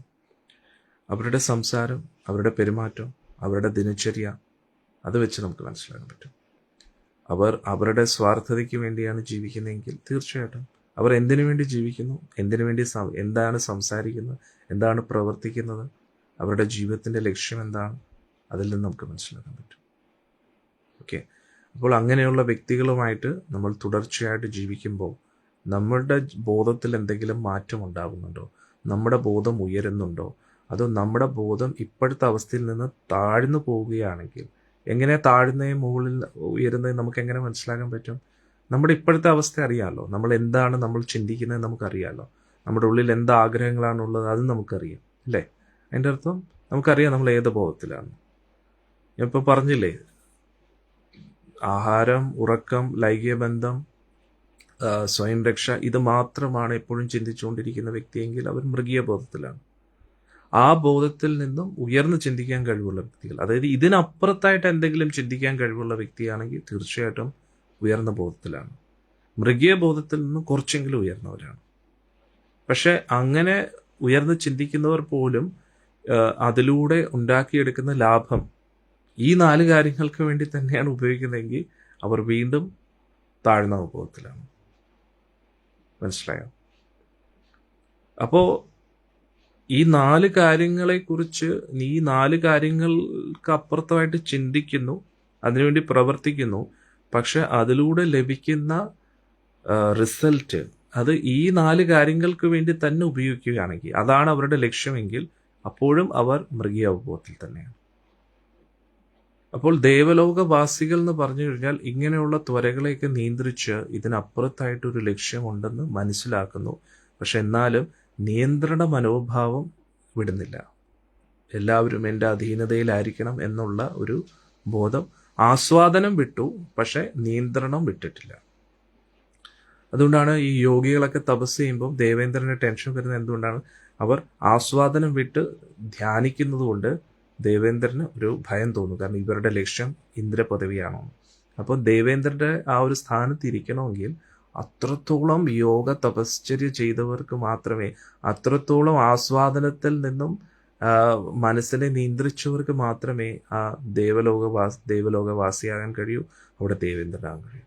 അപ്പോൾ ബ്രഹ്മദേവന്റെ ആ പദവിയിൽ ഇരിക്കുന്ന വ്യക്തികൾക്ക് ദേവേന്ദ്രനെ കാട്ടി എത്രയോ നിയന്ത്രണം വേണമെന്നറിയാം. അങ്ങനെ ഇങ്ങനെ ഉയർന്നു പോകും. അപ്പോൾ ഞാൻ നേരത്തെ പറഞ്ഞ പോലെ, തോന്നുന്ന പോലെ നമ്മൾ ജീവിച്ചിട്ട് മരിക്കുന്ന ആ നിമിഷം നമ്മൾ ഭഗവാന്റെ അടുത്ത് എത്തും നമുക്ക് പറയാൻ കഴിയില്ല. ഭഗവാനെക്കുറിച്ച് ചിന്തിച്ചാലും, ഭഗവാനെ നേരിട്ട് കണ്ടാൽ പോലും ആ സമയത്ത് നമ്മുടെ ബോധം ഭഗവാനിൽ നിന്ന് എന്താണ് പ്രതീക്ഷിക്കുന്നത്, നമ്മൾ ഭൗതിക സുഖഭോഗങ്ങൾ പ്രതീക്ഷിച്ചിട്ടാണ് നമ്മൾ ഇരിക്കുന്നതെങ്കിൽ നമ്മൾ വീണ്ടും ഇവിടെ തന്നെ വരേണ്ടി വരും. ഭഗവാന്റെ തിരുനാമം ജപിച്ചാൽ പോകും. അതുകൊണ്ടാണ് നമ്മൾ നന്നായിട്ട് പരിശീലിക്കേണ്ടത്. പക്ഷേ ചില സന്ദർഭങ്ങളിൽ ഭഗവാന്റെ കാരുണ്യം ലഭിക്കും. ഉദാഹരണത്തിന് കംസൻ ഭഗവാനോട് ഒരു ശത്രുത പുലർത്തിയിരുന്നു. പക്ഷേ ഭയത്തോടു കൂടിയുള്ള ഒരു ശത്രുതയായിരുന്നു, ഭയമായിരുന്നു. അതായത് ഭഗവാനെ ഭയമായിരുന്നു. എൻ്റെ അന്തകനല്ലേ. ആ ഒരു ഭയത്താൽ എപ്പോഴും ഭഗവാനെ ചിന്തിച്ചുകൊണ്ട് അവസാന നിമിഷം ഭഗവാനെ കണ്ടുകൊണ്ട് ശരീരം ഉപേക്ഷിക്കുകയാണ്. പക്ഷേ കംസന് സാരൂപ്യമുക്തിയാണ് ലഭിച്ചത് എന്ന് ആചാര്യന്മാർ പറയുന്നു. അതായത് ഭഗവാനെ പോലൊരു രൂപം ലഭിച്ച് വൈകുണ്ഠവാസിയായിട്ട് മാറിയെന്നാണ് പറയുന്നത്. അതേപോലെ പൗണ്ഡ്രക വാസുദേവനും സാരൂപ്യ മോക്ഷം ലഭിച്ചു അല്ലേ. പിന്നെ അപ്പോൾ ഓരോ വ്യക്തികളുടെ ബോധം എങ്ങനെയാണൊന്നും പറയാൻ പറ്റത്തില്ല. ചില സമയത്ത് ഭഗവാന്റെ സ്പെഷ്യൽ കാരുണ്യം ലഭിക്കും. പക്ഷേ ഇപ്പോൾ കുറച്ചു പേർക്ക് ലോട്ടറി അടിച്ചെന്ന് പറഞ്ഞാൽ നമുക്കും ലോട്ടറി അടിക്കുമെന്ന് പറഞ്ഞിട്ട് ടിക്കറ്റ് മാത്രം എടുത്തുകൊണ്ടിരിക്കാൻ പറ്റത്തില്ല അല്ലേ. അതായത് നമുക്ക് ലോട്ടറി അടിക്കുമെന്ന് പറഞ്ഞാൽ ഇങ്ങനെ ലോട്ടറി ടിക്കറ്റ് മാത്രം എടുത്തുകൊണ്ടിരിക്കാൻ പറ്റത്തില്ല. നമ്മൾക്ക് എന്തെങ്കിലും ഉപജീവനത്തിന് വേണ്ടി എന്തെങ്കിലും പ്രവർത്തിക്കണ്ടേ. അതേപോലെ ഭഗവാന്റെ കാരുണ്യം എന്തായാലും ലഭിക്കും. നമ്മൾ ആത്മാർത്ഥമായിട്ട് പരിശീലിക്കുമ്പോൾ, പ്രവർത്തിക്കുമ്പോൾ അതിൻ്റേതായിട്ടുള്ള കാരുണ്യം ഭഗവാന്റെ ലഭിക്കും. പക്ഷേ കാരുണ്യം ലഭിക്കും എന്ന് മാത്രം നമ്മൾ ചിന്തിച്ചുകൊണ്ടിരിക്കരുത്. നമ്മുടെ ഭാഗത്തുനിന്നൊരു ശ്രമം നടത്തണം. അതുകൊണ്ട് നമ്മൾ എന്ത് ചെയ്യണം? പുറമേയുള്ള പ്രവൃത്തികൾ, നമ്മുടെ സംസാരം, നമ്മുടെ ചിന്തകൾ, നമ്മുടെ ആഗ്രഹങ്ങൾ, ഇതിനെയെല്ലാം ഭഗവാനുമായിട്ട് ബന്ധപ്പെടുത്തി തുടരുക. അതാണ് ഇവിടെ കപിലമുനി പറയുന്നത്. കപിലമുനി അപ്പോൾ ദേവഹൂതി ദേവിയെ ഉപദേശിക്കുക. അതായത് ഏറ്റവും ഉയർന്ന യോഗ പദ്ധതി എന്ന് പറഞ്ഞു കഴിഞ്ഞാൽ എന്താ? നമ്മുടെ ആത്മാവിനെ ബോധത്തിലൂടെ പരമാത്മാവുമായിട്ട് കണക്ട് ചെയ്യുക. എങ്ങനെ കണക്ട് ചെയ്യാം? പരമാത്മാവുമായിട്ട് ബന്ധപ്പെട്ട മന്ത്രങ്ങളിലൂടെ, പരമാത്മാവിൻ്റെ രൂപത്തിലൂടെ. അപ്പോൾ നമ്മൾ പരമാത്മാവിനെ കണ്ടിട്ടില്ല. പക്ഷെ ആചാര്യന്മാർ പറയുന്നു പരമാത്മാവിൻ്റെ രൂപം എങ്ങനെയാണ്? ശംഖചക്ര ഗദാപത്മത്തോടു കൂടി ഇരിക്കുന്ന ആ ഗുരുവായൂരപ്പൻ്റെ അതേ രൂപമാണ് പരമാത്മാവ്. അപ്പോൾ ആ ഒരു രൂപത്തെ നമുക്ക് ധ്യാനിക്കാം. പക്ഷെ ധ്യാനവും ഈ ഒരു യുഗത്തിൽ പ്രാവർത്തികമല്ല. കാരണം നമ്മൾ ധ്യാനിച്ചാലും കുറച്ചു നേരമേ നമുക്ക് ധ്യാനിക്കാൻ പറ്റൂ. ഒരു വിഷയത്തിലേക്ക് നമുക്ക് ധ്യാനിക്കാൻ മാക്സിമം ഒരു 16 സെക്കൻഡ്, അതിൽ കൂടുതൽ പറ്റത്തില്ല. അത് കഴിഞ്ഞാൽ നമ്മൾ മനസ്സ് വേറെ ദിശയിലേക്ക് ഓടും. കാരണം അതിനുള്ള പരിശീലനം നമുക്ക് ലഭിച്ചിട്ടില്ല. അത് ഈ കലിയുഗത്തിൽ പ്രാവർത്തികമല്ല. എന്തിനേറെ പറയുന്നു, ഈ കലിയുഗത്തിൽ പ്രാവർത്തികമായ തിരുനാമം പോലും നമുക്ക് നേരെ ചൊവ്വേ ജപിക്കാൻ കഴിയുന്നില്ല. അപ്പോൾ നമ്മൾ എന്താ ഫോക്കസ് ചെയ്യേണ്ടത്? നാമം ജപിക്കുക, നാമം റിപ്പീറ്റ് ചെയ്യുക. നാവ് കൊണ്ട് നമ്മൾ എന്ത് റിപ്പീറ്റ് ചെയ്യുന്നോ അത് മനസ്സിൽ നമ്മൾ ഒരു ഇൻവെസ്റ്റ്മെൻറ്റ് ചെയ്യുന്ന പോലെയാണ്. ഇപ്പോൾ നമ്മൾ എങ്ങനെയാണോ നമ്മുടെ ബാങ്ക് അക്കൗണ്ടിൽ ഇങ്ങനെ എമൗണ്ട് നിറച്ചുകൊണ്ടിരിക്കുന്നത്, അതേപോലെ നമ്മൾ നാമം ജപിക്കുമ്പോൾ ഓരോ നാമവും നമ്മുടെ മനസ്സിലേക്ക് ഇടുന്ന ഇൻവെസ്റ്റ്മെൻ്റാണ്. അങ്ങനെ മനസ്സിലിട്ട് ഇൻവെസ്റ്റ്മെൻറ്റ് ഇട്ടിട്ട് അങ്ങനെ ഭഗവത് സ്മരണ കൂടും. കാരണം എന്തുകൊണ്ടാണ് ഈ 16 മാല ജപിക്കാൻ പറയുന്നതും 3 കോടി ഹരേ കൃഷ്ണ മഹാമന്ത്രം തേക്കാനും പറയുന്നതെന്ന് ചോദിച്ചാൽ, ഇത് ഞാൻ പറഞ്ഞില്ലേ, ഇൻവെസ്റ്റ്മെൻ്റാണ്. കാരണം നമ്മുടെ ഹൃദയം എന്ന് പറഞ്ഞു കഴിഞ്ഞാൽ ഒരു ബോക്സ് പോലെയാണ്. അപ്പോൾ അതിനകത്ത് വെളുത്ത പന്തുകളുമുണ്ട്, കറുത്ത പന്തുകളുമുണ്ട്. അപ്പോൾ കറുത്ത പന്തുകൾ എന്ന് പറഞ്ഞു കഴിഞ്ഞാൽ ഭൗതിക ആഗ്രഹങ്ങളും ഭൗതിക ബോധവും, അതൊക്കെ ഈ ലോകമായിട്ട് ബന്ധപ്പെട്ട ആഗ്രഹങ്ങൾ നമ്മളിങ്ങനെ ഹൃദയത്തിൽ സൂക്ഷിച്ചിരിക്കുക. വെള്ളപ്പന്തുകൾ വേണമെങ്കിൽ നമുക്ക് പറയാം ഭഗവാനുമായിട്ട് ബന്ധപ്പെട്ട ചിന്തകൾ, മോക്ഷത്തിലേക്ക് നമ്മളെ എത്തിക്കുന്ന ചിന്തകൾ. അപ്പോൾ വളരെ കുറവാണത്. ഭഗവാനായിട്ട് ബന്ധപ്പെട്ട ആത്മീയ കാര്യങ്ങൾ നമ്മൾ ഒട്ടും ചെയ്തിട്ടില്ല എന്ന് തന്നെ പറയാം. അപ്പോൾ നമ്മൾ പെട്ടെന്ന് നമുക്ക് ഒരു സ്മരണ എന്ന് പറഞ്ഞു കഴിഞ്ഞാൽ എങ്ങനെയാ? ചിന്തയല്ല, സ്വാഭാവികമായിട്ട് നമ്മുടെ ഉള്ളിൽ വരുന്ന ചിന്ത എന്ന് വേണമെങ്കിൽ നമുക്ക്, ചിന്തിക്കുന്നതല്ല, തനിയെ വരുന്ന ചിന്ത, അതിനെയാണ് സ്മരണ എന്ന് പറയുന്നത് അല്ലേ. ഉദാഹരണത്തിന് ഇപ്പോൾ ഒരമ്മ കുട്ടിയെക്കുറിച്ച് ചിന്തിക്കാൻ വേണ്ടി ചിന്തിക്കുന്നതല്ലല്ലോ അല്ലേ. കുട്ടി വരാതാകുമ്പോൾ ഇങ്ങനെ ടെൻഷൻ വരുന്നു. കുട്ടി എപ്പം വരും. അത് അതേപോലെ ആയിരിക്കണം ഭഗവത് സ്മരണ. അപ്പോൾ ചിന്തയും സ്മരണയും തമ്മിലുള്ള വ്യത്യാസം അതാണ്. ചിന്ത എന്ന് പറഞ്ഞാൽ നമ്മൾ ഇങ്ങനെ ധ്യാനിക്കുകയാണ്, ചിന്തിച്ചെടുക്കാൻ ശ്രമിക്കുകയാണ്. പക്ഷെ സ്മരണ എന്ന് പറഞ്ഞു കഴിഞ്ഞാൽ അത് ഓട്ടോമാറ്റിക്കലി അങ്ങനെ തുടർച്ചയായിട്ട് വരുമ്പോൾ അതിന് സ്മരണയാകുന്നു. അപ്പോൾ നമ്മൾ വേണ്ടവോളം ഭഗവാനെക്കുറിച്ച് കേട്ടിട്ടുണ്ടെങ്കിൽ വേണ്ടവോളം ഭഗവാനെക്കുറിച്ച് സംസാരിക്കുകയും നാമം ജപിക്കുകയും ചെയ്യുമ്പോൾ സ്മരണ ഓട്ടോമാറ്റിക്കലി വരും. അപ്പോൾ നമ്മൾ പരിശീലിക്കണം. അപ്പോൾ തുടർച്ചയായിട്ട് ഭഗവാന്റെ നാമം ജപിക്കുകയും ഭഗവാനെക്കുറിച്ച് കേൾക്കുകയും, അപ്പോൾ ഇതെല്ലാം നമ്മൾ ഇൻവെസ്റ്റ്മെൻറ്റ് ചെയ്യണം. നമ്മുടെ ഹൃദയത്തിൽ വെള്ളപ്പന്തുകളുടെ എണ്ണം കൂട്ടുകയാണ്. അങ്ങനെ അത് കൂട്ടി പിന്നെ കറുത്ത പന്തുകൾക്ക് സ്ഥാനമില്ലാതെയാകും. പക്ഷേ നമ്മൾ ഈ ഇൻവെസ്റ്റ്മെൻറ്റ് ചെയ്യുന്നതിൻ്റെ ഇടയിലും നമ്മുടെ അക്കൗണ്ടിൽ നിന്ന് കാശ് ചോർന്നു പോകുന്നുണ്ട്. എങ്ങനെയാണ്? വേറെ പന്തുകൾ വീണ്ടും ആഡ് ആവുന്നുണ്ട്. കാരണം നമ്മൾ പുറം ലോകത്തല്ലേ ഇടപെടുന്നത്. ഞാൻ പറഞ്ഞില്ലേ, പണ്ടത്തുള്ള വ്യക്തികൾ എന്തുകൊണ്ടാണ് കാട്ടിൽ പോകുന്നത്? കാരണം വിജനമായിട്ടുള്ള സ്ഥലത്ത് ഇരിക്കാനാണ് ഇഷ്ടം. ഭൗതികതയിൽ മുങ്ങിയിരിക്കുന്ന രജോ ഗുണത്തിലും തമോ ഗുണത്തിലും ഇരിക്കുന്ന വ്യക്തികളുമായിട്ടുള്ള സമ്പർക്കത്തെ കാട്ടി നല്ലത് കാട്ടിലുള്ള വന്യജീവികളാണ്. കാരണം അവരുടെ ബോധം മനുഷ്യരെ ഇൻഫ്ലുവൻസ് ചെയ്യാൻ കഴിയില്ല. ഒരു എഫക്റ്റ് ഉണ്ട്, അവരുമായിട്ട് കൂടുതൽ സഹവാസമാകുമ്പോൾ ഉണ്ടാവും. ഇപ്പോൾ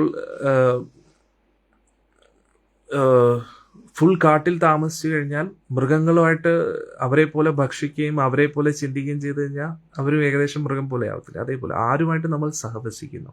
പക്ഷെ ഋഷിമാർ അങ്ങനെയല്ലല്ലോ.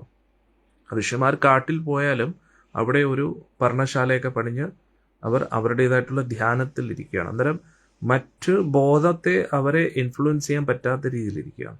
പക്ഷെ മനുഷ്യർ കാട്ടിൽ വരുമ്പോൾ എന്തായാലും അവരുമായിട്ട് ഇടപെടേണ്ടി വരും. കാരണം ഒരേ രൂപമുള്ളവർ, അപ്പോൾ അവരുമായിട്ട് സംസാരിക്കാൻ തോന്നും, അവരുമായിട്ട് ഭക്ഷണം കഴിക്കാൻ തോന്നും. അപ്പോൾ അങ്ങനെയാണ് ബോധം മാറുന്നത്, ബോധം എക്സ്ചേഞ്ച് ആവുന്നത്. അതാണ് ശരിയായിട്ടുള്ള ഒരു വാക്ക്. അവരുടെ ബോധം നമ്മളിലേക്ക് പോകുന്നത്, നമ്മുടെ ബോധം അവരിലേക്ക് പോകുന്നത്. അപ്പോൾ നമ്മളൊന്നും ചെയ്തില്ലെങ്കിലും ഒന്ന് ചിരിച്ചാൽ മതി, ഒന്ന് സംസാരിച്ചാൽ മതി, ബോധം അങ്ങോട്ടും ഇങ്ങോട്ടും ഷിഫ്റ്റ് ആവുന്നുണ്ട്. അതുകൊണ്ട് ഭക്തിയിലിരിക്കുന്ന വ്യക്തികൾ പുറം ലോകത്ത് ഇടപെടുമ്പോൾ മറ്റുള്ളവർക്ക് പ്രയോജനമാണ്. കാരണം കുറച്ചെങ്കിലും അവരുടെ ഉള്ളിൽ നന്മ വരും. പക്ഷെ നമുക്ക് കുറച്ച് നഷ്ടങ്ങളും ഉണ്ടാവും. നമ്മുടെ ബോധം മാറാൻ ചാൻസ് ഉണ്ട്. ഹരേ കൃഷ്ണ. അതുകൊണ്ടാണ് ഋഷിമാരൊക്കെ വിജനമായിട്ടുള്ള സ്ഥലത്തിരുന്ന് ധ്യാനത്തിലിരിക്കുന്നത്. അപ്പോൾ വാനപ്രസ്ഥാശ്രമം എന്ന് പറഞ്ഞു കഴിഞ്ഞാൽ വനത്തിലേക്ക് പോവുക, അവിടെ ഋഷിമാരുമായിട്ടുള്ള സമ്പർക്കം നമ്മുടെ ബോധത്തെ ഉയർത്താൻ വേണ്ടി. അതുകൊണ്ട് പുറം ലോകത്തുള്ള മാലിന്യങ്ങൾ അത് നമ്മുടെ ഉള്ളിൽ ഇങ്ങനെ നിറഞ്ഞിരിക്കുക, അത് നമ്മുടെ ബോധമായിട്ട് മാറുകയാണ്. അത് നമ്മുടെ സംസാരത്തിലും പെരുമാറ്റത്തിലും എല്ലാത്തിലും വരുന്നുള്ളു. അത് പെട്ടെന്ന് നമുക്കറിയത്തില്ല. നമ്മൾ അതായത് ഭക്ത കൂട്ടായ്മയിൽ കുറേ കാലം ഇങ്ങനെ ജീവിച്ചു കഴിയുമ്പോൾ പിന്നെ നമ്മൾ പുറം ലോകത്തൊന്ന് പോകുമ്പോൾ ഉണ്ടല്ലോ, നമുക്ക് അസഹനീയമായിരിക്കും. അതേപോലെ നമ്മൾ ഭക്ത കൂട്ടായ്മയിൽ നിൽക്കുമ്പോൾ പുറത്തുനിന്ന് ഒരാൾ നമ്മുടെ കൂട്ടത്തിൽ വരുമ്പോൾ അപ്പോഴും നമുക്ക് അസഹനീയമായിട്ട് തോന്നും. പിന്നെ ഏതൊരു വ്യക്തിയും ഞാൻ പറഞ്ഞിട്ടില്ല, ഒരു 3 ദിവസം വരെ അവരുടെ എല്ലാ പ്രവണതകളെയും അവർക്ക് നിയന്ത്രിക്കാൻ പറ്റും. അതായത് പുറത്തുനിന്ന് ഒരാൾ ഭക്ത കൂട്ടായ്മയിൽ വരുമ്പോൾ ഒരു 3 ദിവസം വരെ അവരുടെ ബോധത്തിൻ്റെ നമുക്ക് തിരിച്ചറിയാൻ കഴിയില്ല. അവരും അവരുടെ ബോധത്തെ ഇങ്ങനെ നിയന്ത്രിച്ചു വയ്ക്കും. പക്ഷെ 3ാമത്തെ ദിവസം കഴിയുമ്പോൾ തനി സ്വഭാവം പുറത്തു വരും. ഹരേ കൃഷ്ണ. അപ്പോൾ ഏറ്റവും ഉയർന്ന അവബോധത്തിലേക്ക് നമ്മളെ എത്തിക്കാൻ വേണ്ടി അതിനുള്ള പ്രക്രിയ, അതാണ് ഏറ്റവും വലിയ യോഗ പദ്ധതി. ആത്മാവിനെ പരമാത്മാവായിട്ട് കണക്ട് ചെയ്യുക. ആ ഒരു അവസ്ഥയിൽ നമ്മൾ എന്തു പറ്റും? സുഖത്തിൽ നിന്നും ദുഃഖത്തിൽ നിന്നും വിരക്തനാകും എന്ന് കപിലമുനി ഇവിടെ പറയുന്നു. ഭഗവാൻ കപിലമുനി പറയുന്നു. എന്തുകൊണ്ട് സുഖത്തിൽ നിന്നും ദുഃഖത്തിൽ നിന്നും നമ്മൾ വിരമിക്കണം? കാരണം സുഖമായാലും ദുഃഖമായാലും അത് ഈ ശരീരമായിട്ട് ബന്ധപ്പെട്ടതാണ്. ഈ ശരീരമായിട്ട് ബന്ധപ്പെട്ട സുഖത്തിലും നമ്മൾ ആസക്തരാകരുത്. ഈ ശരീരമായിട്ട് ബന്ധപ്പെട്ട ദുഃഖത്തിലും നമ്മൾ ദുഃഖിച്ചിരിക്കരുത്. ഇത് രണ്ടും നമുക്ക് നല്ലതല്ല, നമ്മുടെ ബോധത്തിന് നല്ലതല്ല. അപ്പോൾ നമുക്കൊരു ദുഃഖം വരുമ്പോൾ ദുഃഖിക്കാതെ എങ്ങനെ ഇരിക്കാൻ പറ്റും? അല്ലെങ്കിൽ സന്തോഷം വരുമ്പോൾ സന്തോഷിക്കാതെ എങ്ങനെ ഇരിക്കാൻ പറ്റും? സന്തോഷിക്കാൻ വരുമ്പോൾ സന്തോഷിക്കേണ്ട എന്നുമല്ല, ദുഃഖം വരുമ്പോൾ ദുഃഖിക്കേണ്ട എന്നുമല്ല. ആ സുഖമോ ദുഃഖമോ നമ്മുടെ ഉള്ളിലേക്ക് നമ്മൾ വളരെ ഇമോഷണലായി ഫീൽ ചെയ്യത്തില്ലേ, അത് ഫീൽ ചെയ്യാൻ പാടില്ല എന്നാണ്. അതായത് വീട്ടിലിപ്പോൾ ഒരു സന്തോഷം നടക്കുമ്പോൾ നമ്മളിങ്ങനെ ചിരിക്കാതിരിക്കുമെന്നല്ല, വളരെ വീട്ടിലെല്ലാവരും ദുഃഖിച്ചിരിക്കുമ്പോഴത്തേക്ക് ഇങ്ങനെ നിർജീവ വസ്തുവിനെ പോലെ ഇരിക്കുമെന്നല്ല. ചിരിച്ചോളൂ, ദുഃഖിച്ചോളൂ, വിഷമിച്ചോളൂ, വിഷമം ഉണ്ടാകാൻ സാധ്യതയുണ്ട്. പക്ഷെ അതിലിങ്ങനെ മുങ്ങിപ്പോകരുത് എന്നാണ്. മുങ്ങിപ്പോയി കഴിഞ്ഞാൽ പ്രശ്നമാണ്. മുങ്ങിപ്പോയാൽ നമ്മൾ മുങ്ങി, സംസാര സാഗരത്തിൽ മുങ്ങിപ്പോവും. അപ്പോൾ നമ്മൾ ഈ കേൾക്കുന്ന സത്സംഗം, പഠിക്കുന്ന കാര്യങ്ങളൊക്കെ നമ്മുടെ ലൈഫിൽ അപ്ലൈ ചെയ്യാനുള്ള കാര്യങ്ങളാണ്, നമ്മുടെ ജീവിതത്തിൽ അപ്ലൈ ചെയ്യണം. ഈ ലോകവുമായിട്ട് ബന്ധപ്പെട്ട ഒരു വ്യക്തിക്കോ വസ്തു വകകൾക്കോ വിഷയങ്ങൾക്കോ നമ്മുടെ ബോധത്തെ പണയം വയ്ക്കരുത്. നമ്മളെല്ലാവരുടെ മുമ്പിൽ നമ്മുടെ ബോധത്തെ പണയം വെച്ചുകൊണ്ടിരിക്കുക അല്ലേ. ഇപ്പോൾ അടിയാൻ ശിഷ്യരോടൊക്കെ പറയും, ആശ്രമത്തിൽ വരൂ, ആശ്രമത്തിൽ നിന്ന് സേവനമൊക്കെ ചെയ്യുമെന്ന് പറയുമ്പോഴത്തേക്കും ആ സ്വാമിജി ഇത് ഇമ്പോർട്ടൻ്റ് അല്ലേ, അത് ഇമ്പോർട്ടൻ്റ് അല്ലേ. അപ്പം നമ്മുടെ ബോധം ഭഗവാന്റെ തൃപ്പാദങ്ങളിലാണ് സമർപ്പിക്കാനുള്ളത്. അതിന് പകരം നമ്മൾ ബോധം ഇങ്ങനെ വാരിക്കോരി എല്ലാവർക്കും കൊടുക്കുകയാണ് അല്ലേ. അതിനനുസരിച്ച് നമ്മുടെ ബോധം ഇങ്ങനെ മലിനമായിക്കൊണ്ടേയിരിക്കുകയാണ്. അപ്പോൾ ആ ശുദ്ധമായിട്ടുള്ള ജലം എങ്ങനെയാണോ ചെളി പുരണ്ടതാകുന്നത്, അതേപോലെ നമ്മുടെ ബോധം രജോ ഗുണവും തമോ ഗുണവും ഒക്കെ കലർന്ന് മലിനമായിക്കൊണ്ടിരിക്കുകയാണ്. അപ്പോൾ നല്ല ശുദ്ധമായിട്ടുള്ള ജലം അത് മലിനമായി കഴിഞ്ഞാൽ അത് നമുക്ക് ഉപയോഗിക്കാൻ കഴിയില്ല, അത് കുടിക്കാൻ കഴിയില്ല അല്ലേ. അതേപോലെയാണ് നമ്മുടെ ബോധം. അങ്ങനെ മലിനമായിട്ടുള്ള ബോധത്തിൽ ഇരുന്ന് കഴിഞ്ഞാൽ നമുക്കൊരു സംതൃപ്തി ലഭിക്കത്തില്ല, സമാധാനം ലഭിക്കത്തില്ല. കാരണം ആത്മാവിന് ഏറ്റവും ഇഷ്ടം എന്താ? ഭഗവാനുമായിട്ടുള്ളൊരു ബന്ധമാണ്. അപ്പോൾ ആ ഭഗവാനുമായിട്ടുള്ള ഒരു ബന്ധം നമുക്ക് ലഭിക്കുമ്പോൾ നമുക്ക് ലഭിക്കുന്ന ആനന്ദം വേറൊരു കാര്യത്തിലുമില്ല. അപ്പോൾ അതിനു വേണ്ടിയാണ് നമ്മൾ നാമം ജപിക്കേണ്ടത്. ഈ ലോകത്തിൽ നമ്മൾ എവിടെ ഇരുന്നാലും ഭഗവാന്റെ തിരുനാമം ജപിക്കുക. ഇനി ആ തിരുനാമത്തിൻ്റെ യഥാർത്ഥ റിസൾട്ട് കിട്ടണമെങ്കിലും ശരിയായ സാഹചര്യത്തിൽ ജപിക്കണം. സാഹചര്യം നാമത്തിനൊരു ബാധകമല്ല. സമയം, സാഹചര്യം അങ്ങനെയുള്ള നിബന്ധനകളില്ല. പക്ഷേ നമ്മുടെ ബോധം അങ്ങനെയായിരിക്കണം. അത്രയ്ക്ക് ശ്രദ്ധയോടെയും ഭക്തിയോടെയും ജപിക്കുന്ന നാമത്തിൽ ശ്രദ്ധ വേണം. ഭക്തി എന്ന് പറഞ്ഞാൽ ഭഗവാനോടൊരു ഇഷ്ടം ഉണ്ടായിരിക്കണം അല്ലേ, വിശ്വാസം ഉണ്ടായിരിക്കണം. അപ്പോൾ ശ്രദ്ധയോടെ, ഭക്തിയോടെ, വിശ്വാസത്തോടെ കൂടി നാമം ജപിക്കണം. അപ്പോൾ നമ്മൾ എവിടെ ഇരിക്കുന്നോ അവിടെയും ഏറ്റവും ഉയർന്ന അവബോധത്തിലിരിക്കാൻ പറ്റും. അല്ലാതെ നമ്മൾ ആശ്രമത്തിൽ വന്നാൽ പോലും ഇരിക്കേണ്ട രീതിയിൽ ഇരുന്നില്ലെങ്കിൽ നമുക്ക് പിന്നെ പോകേണ്ടി വരും. കാരണം എന്തോ പറയുന്നേ, നമ്മൾ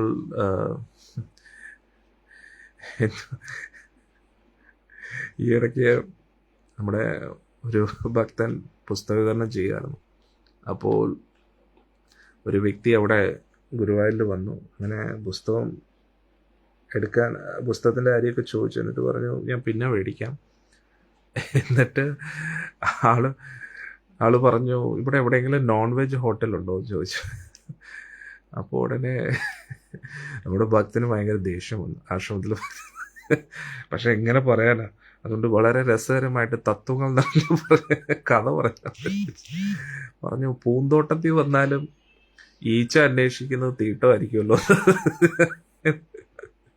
ഇത് കേട്ടപ്പോൾ കേട്ട വ്യക്തിയും ചിരിച്ചുപോയി. അപ്പോൾ അതേപോലെ നമ്മുടെ ഉള്ളിൽ എന്താണോ നമ്മുടെ ബോധം, അതായിരിക്കും നമ്മൾ അന്വേഷിച്ചുകൊണ്ടിരിക്കുന്നത് അല്ലേ.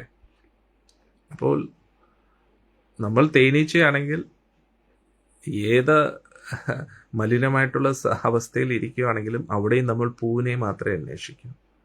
ഇനി നമ്മൾ ഈച്ചയായി കഴിഞ്ഞു കഴിഞ്ഞാൽ നമ്മൾ എത്ര അതിമനോഹരമായിട്ടുള്ള സ്ഥലത്തിരുന്നാലും അവിടെയും നമ്മൾ മലമൂത്രം മാത്രം അന്വേഷിച്ചുകൊണ്ടിരിക്കും, പഴുപ്പും അതും രക്തമൊക്കെ അന്വേഷിച്ചുകൊണ്ടിരിക്കും അല്ലേ. അതാണ് നമ്മൾ മനസ്സിലാക്കേണ്ടത്. അപ്പോൾ അടുത്ത ശ്ലോകത്തിലേക്ക് കൊടുക്കാം. തമിമം തേ പ്രപക്ഷ്യാമി യം അവോചം പുരാണകേ ഋഷീനാം ശ്രോതകാമാനാം യോഗം സർവാംഗ നൈപുണം. അപ്പോൾ ഇവിടെ കദമ പ്രജാപതി പറയുന്നു, പുണ്യവതിയായ അമ്മേ, ഞാൻ അമ്മയ്ക്ക് ആ പുരാതനമായിട്ടുള്ള യോഗ പദ്ധതി പറഞ്ഞു തരാം. ഇതിനു മുമ്പേ ഞാൻ പല ഋഷിമാർക്കും പറഞ്ഞു കൊടുത്തിട്ടുണ്ട്. ഇത് വളരെ സർവാംഗ നൈപുണം എന്ന് ഇവിടെ ഉദ്ദേശിക്കുന്ന പ്രഭുപാദ്ജി പറയുന്നു, എല്ലാവർക്കും വളരെ പ്രാവർത്തികമായിട്ട് ചെയ്യാൻ പറ്റുന്ന കാര്യമാണ്. അതായത് ഇത് ബുദ്ധിമുട്ടുള്ള കാര്യമല്ല, എല്ലാവർക്കും. അതായത് ഇവിടെ ഞാൻ ഇതിനെക്കുറിച്ചും ഇതിനു മുമ്പേ പറഞ്ഞിരുന്നു, ഈ ഒരു ശ്ലോകത്തെക്കുറിച്ച്.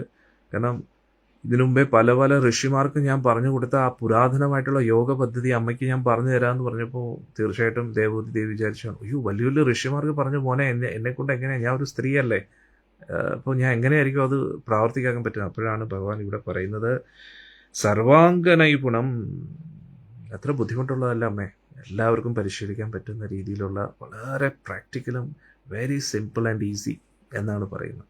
നമുക്ക് നോക്കാം എന്താണെന്നതെന്ന്. ഛേദകൽവസ്യ ബന്ധായ മുക്തായ ചാത്മനാമതം ഗുണേഷു സക്തം ബന്ധായ രതം വാ പുംസി മുക്തയേ. ഇതും നമ്മൾ പഠിച്ചിരുന്ന ഈ ശ്ലോകം. എന്താണ്? ഏതവസ്ഥയിലാണോ ഒരു ജീവാത്മാവിന്റെ ബോധം ത്രിഗുണങ്ങളിൽ പെട്ട് കിടക്കുന്നത്, അതിനെയാണ് ബദ്ധാവസ്ഥ എന്ന് പറയുന്നത്. അതിനെയാണ് കെട്ടുബന്ധനങ്ങൾ എന്ന് പറയുന്നത്. അതായത് നമ്മുടെ ബോധം ത്രിഗുണങ്ങളിൽ പെട്ട് കിടക്കുകയാണെങ്കിൽ, ത്രിഗുണങ്ങൾ എന്ന് പറഞ്ഞു കഴിഞ്ഞാൽ എന്താണ്? അത് വളരെ ഡിഫിക്കൽട്ടാണ് മനസ്സിലാക്കാൻ. ചുരുക്കത്തിൽ പറഞ്ഞാൽ ഭഗവാനുമായിട്ട് ബന്ധപ്പെടാത്ത കാര്യങ്ങളിൽ നമ്മുടെ മനസ്സ് മഗ്നമായിട്ടിരിക്കുകയാണെങ്കിൽ അതിനെയാണ് ബദ്ധാവസ്ഥ എന്ന് പറയുന്നത്. അതായത് പെട്ടുകിടക്കുകയാണ്, അതിൽ നിന്ന് ഊരാൻ പറ്റത്തില്ല. പക്ഷെ അതേ ബോധം തന്നെ ഭഗവാനുമായിട്ട് ബന്ധപ്പെട്ട് കിടക്കുമ്പോൾ അതിനെന്തായി? മുക്താവസ്ഥ. ചേതോ ചേതോ ചേത ചിത്ത ചിത്ത എന്ന് പറയുന്ന പോലെ ചേത കൽവ അസ്യ ബന്ധായ, ചിത്തം ഖൽവസ്യ ബന്ധായ മുക്തയേ ച ആത്മനോ മതം ഗുണേഷു സക്തം ബന്ധായ രതം വാ പുംസി മുക്തയേ. അപ്പോൾ പുംസി എന്ന് പറഞ്ഞാൽ പരമപുരുഷനുമായിട്ടുള്ള ബന്ധം. അപ്പൊ ചിത്തം രണ്ട് രീതിയിലുണ്ട്. എന്താണ്? ചിത്തോ കൽവ അസ്യ ബന്ധായ മുക്തയേ ച ആത്മനോ മതം. അപ്പോൾ ഒരു ജീവാത്മാവ് ബദ്ധാവസ്ഥയിലാകാം, മുക്താവസ്ഥയിലാകാം. ഗുണേഷു സക്തം ബന്ധായ, ത്രിഗുണങ്ങളിൽ ആസക്തനായിട്ടിരിക്കുമ്പോൾ അത് ബദ്ധാവസ്ഥയാണ്. രതം വാ, രതി അല്ലെ, രതി എന്നൊരു വാക്ക് നമ്മൾ ഉപയോഗിക്കുന്ന എപ്പോഴും ഭൗതിക സുഖഭോഗങ്ങൾ മഗ്നമായിട്ടിരിക്കുന്നത്. പക്ഷെ ഇവിടെ രതം വാ പുംസി, എങ്ങനെയാണോ ഭൗതിക സുഖ ലാഭങ്ങൾക്ക് നമുക്ക് രതി എന്ന് പറഞ്ഞാൽ ഭയങ്കര ഒരു ഉത്സാഹം അതിലേക്ക്. അപ്പോൾ അതേ രതി തന്നെ പുംസി, രതം വാ പുംസി, അതായത് പരമപുരുഷനുമായിട്ട് ആ രതി നമുക്ക് തോന്നുമ്പോൾ, പ്രേമം തോന്നുമ്പോൾ നമ്മൾ എന്താകുന്നു? മുക്താവസ്ഥയിലേക്ക് എത്തുന്നു. ഹരേ കൃഷ്ണ. ഇനി അടുത്ത ശ്ലോകത്തിലേക്ക് നമുക്ക് കടക്കാം. 16ാമത്തെ ശ്ലോകം. അഹം മമ അഭിമാനോക്തൈ കാമലോഭാദിവർമലൈ വീതം യഥാ മനഃശുദ്ധം അദുഃഖം അസുഖം സമം. ഹരേ കൃഷ്ണ. അഹം മമ അഭിമാനോക്തൈ. അപ്പോ അഹം, ഞാൻ, എൻ്റേത് എന്ന അഭിമാനം, ഈ തെറ്റിദ്ധാരണയിൽ നിന്നും ഉത്തൈ, ഇതെന്തുകൊണ്ടുണ്ടാവുന്നു? കാമലോഭാദിഭൈർമലൈ, നമ്മുടെ ഉള്ളിൽ കാമവും ലോഭവും അത്യാഗ്രഹവും ഇത് നിറഞ്ഞു നിൽക്കുമ്പോൾ, ഇങ്ങനെയുള്ള മാലിന്യങ്ങൾ നിറഞ്ഞു നിൽക്കുമ്പോൾ അഹം, ഞാൻ, എൻ്റേത് എന്നുള്ള ആ ഒരു ചിന്ത വളരെ ശക്തമായിരിക്കും. ഇതിൽ നിന്ന് വീതം, മുക്തനാകണം. യഥാ മനഃശുദ്ധം, ഇതിൽ നിന്ന് നമ്മൾ മുക്തമാകുമ്പോൾ മനസ്സ് ശുദ്ധമാകും. ആ അവസ്ഥയിൽ എന്തു പറ്റും? അദുഃഖം അസുഖം സമം. അന്നേരം എന്താവും? ആ അവസ്ഥയിൽ സുഖത്തിൽ നിന്നും ദുഃഖത്തിൽ നിന്നും മുക്തനായി, സുഖത്തിലും ദുഃഖത്തിലും സന്തുലിത അവസ്ഥയിലിരിക്കുന്നു. ഇതൊരു കിടിലൻ സ്റ്റേറ്റ്മെന്റ് അല്ലേ? അഹം മമ അഭിമാനോക്തൈ, അഹം, ഞാൻ, എൻ്റേത് എന്നുള്ള ചിന്തകളിൽ നിന്ന് മുക്തനായി. അപ്പൊ ഇത് വളരെ ഇമ്പോർട്ടൻ്റ് ആണ്. അതായത് ഒരു സ്ഥലത്ത് നമ്മൾ പറയുന്നു ശരീരം മനസ്സ്, ഞാൻ ശരീരമല്ല, ഞാൻ മനസ്സല്ല, ഞാൻ ആത്മാവാണ് എന്നൊക്കെ നമ്മൾ പറഞ്ഞാലും വീണ്ടും വീണ്ടും നമ്മൾ പെട്ടുപോകും. അപ്പോൾ ഇവിടെ വലിയൊരു ഹിൻ്റാണ് ഭഗവാൻ തരുന്നത്. എങ്ങനെ ഇതിൽ നിന്ന് പുറത്തു വരാം? ഞാൻ എൻ്റേത് എന്നുള്ള ചിന്തയിൽ നിന്ന് പുറത്തു വരുമ്പോൾ നമ്മൾ ഇതിൽ നിന്ന് പുറത്തു വരും. ഞാൻ വലിയ സംഭവമാണ്, ഇതെല്ലാം എൻ്റേതാണ്, എല്ലാവരും എൻ്റെ അധീനതയിൽ നിൽക്കണം, എല്ലാം എൻ്റെ സുഖത്തിന് വേണ്ടിയാണ് എന്നുള്ള ആ ഒരു അഹങ്കാരം. ഞാൻ എല്ലാവരുടെയും സേവകനാണ്, ഞാൻ എല്ലാവരുടെയും ദാസനാണ്, ഞാൻ ഒന്നുമല്ല, ഞാൻ തുച്ഛനായിട്ടുള്ളൊരു വ്യക്തിയാണ്. ഈ ഒരു അവസ്ഥയിലിരിക്കുമ്പോൾ നമ്മൾ മുക്താവും. ഏറ്റവും സിമ്പിൾ പ്രോസസ്സാണ്. ബാക്കിയെല്ലാം കോംപ്ലിക്കേറ്റഡ് ആണ്. ഞാൻ നേരത്തെ പറഞ്ഞ എല്ലാം കോംപ്ലിക്കേറ്റഡ് ആണ്. ഞാൻ ശരീരമല്ല, ഞാൻ മനസ്സല്ല, ചിന്തകളെ നിയന്ത്രിക്കൂ, ബോധത്തെ നിയന്ത്രിക്കൂ, ഇതൊക്കെ ഭയങ്കര ടഫാണ്, ഈസി അല്ല. കാരണം എന്താ, വളരെ ബുദ്ധിമുട്ടാണ് അതിനെ പ്രോസസ്സ് ചെയ്തെടുക്കാനും ഒക്കെ ഭയങ്കര ബുദ്ധിമുട്ടാണ്. അങ്ങനെയാണെങ്കിൽ നമ്മൾ ഒന്നും ചെയ്യാതിരിക്കേണ്ടി വരും. പക്ഷെ ഇത് വളരെ ഈസിയാണ്. അത് എത്ര മനോഹരമായിട്ടാണ് ഇവിടെ ഭഗവാൻ കപിലൻ പറഞ്ഞു തരുന്നത്. എന്താണ്? ഞാൻ എൻ്റേത് എന്നുള്ള ചിന്തകളിൽ നിന്ന് മുക്തനാണ്. ഞാൻ എൻ്റേത്, എന്നെ പറഞ്ഞു, ഞാൻ ഇങ്ങനെയാണ്, ഞാൻ ഞാൻ ഞാൻ ഞാൻ ഞാൻ എൻ്റേത്, എൻ്റെ സുഖം, എൻ്റെ ദുഃഖം, ഇത് രണ്ടും അഹങ്കാരമാണ്. എൻ്റെ സുഖമാണ് എനിക്ക് ഇമ്പോർട്ടൻ്റ്. എന്നിട്ട് ആ സുഖം ലഭിക്കുക എൻ്റെ ദുഃഖം. അയ്യോ, ഞാൻ ദുഃഖിച്ചിരിക്കുന്നു, ഞാൻ വിചാരിച്ച പോലെ കാര്യങ്ങൾ നടക്കുന്നില്ല, എൻ്റെ ദുഃഖം, ഞാൻ മാത്രം ദുഃഖിച്ചിരിക്കുന്നു, എനിക്ക് വിഷമമായി, എനിക്കിഷ്ടമായി, എനിക്കിഷ്ടമല്ല, ഞാൻ എൻ്റേത്, ഞാൻ എൻ്റേത്, ഞാൻ എൻ്റേത്, ഇതന്നെ ഈ ഒരു ചിന്തയിൽ ഇതിലിരിക്കുന്ന അഹങ്കാരമാണിത്. അതിൽ നിന്ന് പുറത്തു വരണം. അതിനെന്ത് വേണം? കാമലോപാധിഭൈർ മലൈ. അപ്പോൾ വീതം, നമ്മൾ മുക്തരാകണം. എന്തിൽ നിന്ന്? കാമലോപാധിഭൈർ. അപ്പോൾ എല്ലാം തുടങ്ങുന്നത് ഇതിൽ നിന്നാണ്, കാമം, ലോഭത്തിൽ നിന്നാണ്. കാമം എന്ന് പറഞ്ഞാൽ അതിതീവ്രമായിട്ടുള്ള ഭൗതിക ആസക്തി. അതായത് ഉള്ളിൻ്റെ ഉള്ളിൽ നമ്മൾ ഇന്ദ്രിയങ്ങളുമായിട്ട് ബന്ധപ്പെട്ട ഒരു വിഷയത്തിൽ അതിതീവ്രമായിട്ട് അറ്റാച്ച്ഡ് ആയിട്ടിരിക്കുന്നു. അതിനെയാണ് കാമമായിട്ട് പറയുന്നത്. അതായത് നമ്മുടെ ജീവിതത്തിൻ്റെ ലക്ഷ്യമായിട്ട് അതിനെ മാത്രം കാണുന്നു, വേറെ ഒന്നിനെയും കാണുന്നില്ല. അതാണ് കാമം. കാമം എന്ന് പറഞ്ഞു കഴിഞ്ഞാൽ ഇപ്പം ലഭിക്കുന്നതിനെ കുറിച്ച്. ലോഭം എന്ന് പറഞ്ഞാൽ പിന്നത്തേക്ക് വേണ്ടി ഇങ്ങനെ കൂട്ടി വയ്ക്കുന്നു. ഇത് രണ്ട്. കാമം ഇപ്പം എനിക്ക് കിട്ടണം, ഇപ്പോഴത്തേക്ക് എനിക്ക് വേണം, ഇപ്പം എനിക്ക് ആ സുഖം കിട്ടണം എന്നുള്ള അതിതീവ്രമായിട്ടുള്ള ആഗ്രഹം. എന്നിട്ട് ലോഭേർ എന്ന് പറഞ്ഞു കഴിഞ്ഞാൽ ഇനി മുന്നോട്ടും ഇങ്ങനെ കാമം കിട്ടാൻ വേണ്ടി ഇങ്ങനെ കൂട്ടി വയ്ക്കുന്നു. ഇത് രണ്ടും എന്ത് ചെയ്യും? നമ്മളെ ഈ ഒരു മാലിന്യം നമ്മുടെ മനസ്സിനെ അശുദ്ധമാക്കുന്നു. അപ്പോൾ എന്ത് പറ്റും? ഞാൻ എൻ്റേത് എന്നുള്ള ചിന്ത വളരെ ശക്തമാണ്. അപ്പോൾ വീതം യഥാ മനഃശുദ്ധം, ഇതിൽ നിന്ന് നമ്മുടെ മനസ്സ് ശുദ്ധമാകണം. അപ്പോൾ എന്ത് പറ്റും? സുഖത്തിൽ നിന്നും ദുഃഖത്തിൽ നിന്നും മുക്തരാകും. സുഖത്തിൽ ദുഃഖം, അസുഖം സമം. അദുഃഖം, ഇവിടെ എത്ര മനോഹരമായിട്ടാണ് രചിച്ചിരിക്കുന്ന ഈ ശ്ലോകം. അസുഖം എന്ന് പറഞ്ഞാൽ എന്താണ്? ദുഃഖം. അദുഃഖം എന്ന് പറഞ്ഞാൽ എന്താണ്? സുഖം. അപ്പോൾ ഇവിടെ സുഖം ദുഃഖം സമം എന്നല്ല പറയുന്നത്. ഈ ശ്ലോകത്തിൽ എന്താ പറയുന്നത്? ആ ദുഃഖം അസുഖം സമം. നമ്മൾ പൊതുവെ ചോദിക്കാറില്ല, അസുഖം എന്തെങ്കിലും ഉണ്ടോ? അസുഖം എന്ന് പറഞ്ഞാൽ എന്താ? ദുഃഖം. അദുഃഖം എന്തെങ്കിലും ഉണ്ടോ? അദുഃഖത്തിലാണോ? എൻ്റെ അർത്ഥം എന്താ? സുഖത്തിലാണോ അദുഃഖത്തിലാണോ നമ്മൾ ചോദിക്കാറില്ല, പക്ഷെ അസുഖം ചോദിക്കാറുണ്ട്. അപ്പൊ ഇവിടെ ഒന്ന് ആലോചിച്ച് നോക്കൂ, അദുഃഖം അസുഖം സമം. അപ്പോ സുഖത്തിനെയും ദുഃഖത്തിനെയും നമ്മൾ സമമായി കാണുന്ന ഒരു അവസ്ഥയിലേക്ക് എത്തും. സുഖം വന്നാൽ എന്ത്, ദുഃഖം വന്നാൽ എന്ത്. ഇത് ഫ്രസ്ട്രേഷൻ കൊണ്ടും അങ്ങനെ ഒരു അവസ്ഥയിലേക്ക് എത്തും കേട്ടോ. ഫ്രസ്ട്രേഷൻ എന്ന് പറഞ്ഞു കഴിഞ്ഞാൽ നമ്മൾ സുഖത്തിന് വേണ്ടി ശ്രമിച്ച് പരാജിതനാകുമ്പോഴത്തേക്ക് പോട്ടെ, പണ്ടാരം എന്തെങ്കിലും വേണം, അടുത്തു, ഇനി ഒരു പണ്ടാരം എനിക്ക് വേണ്ട എന്ന് പറഞ്ഞിട്ട് ദുഃഖിച്ചിരിക്കുന്ന അവസ്ഥ. ഇത് രണ്ടും, അതാണ് ദ്വേഷം. രാഗം എന്ന് പറഞ്ഞാൽ ഇൻറ്റൻസ് അറ്റാച്ച്മെന്റ്, വളരെ തീവ്രമായിട്ട് ആസക്തി. പക്ഷേ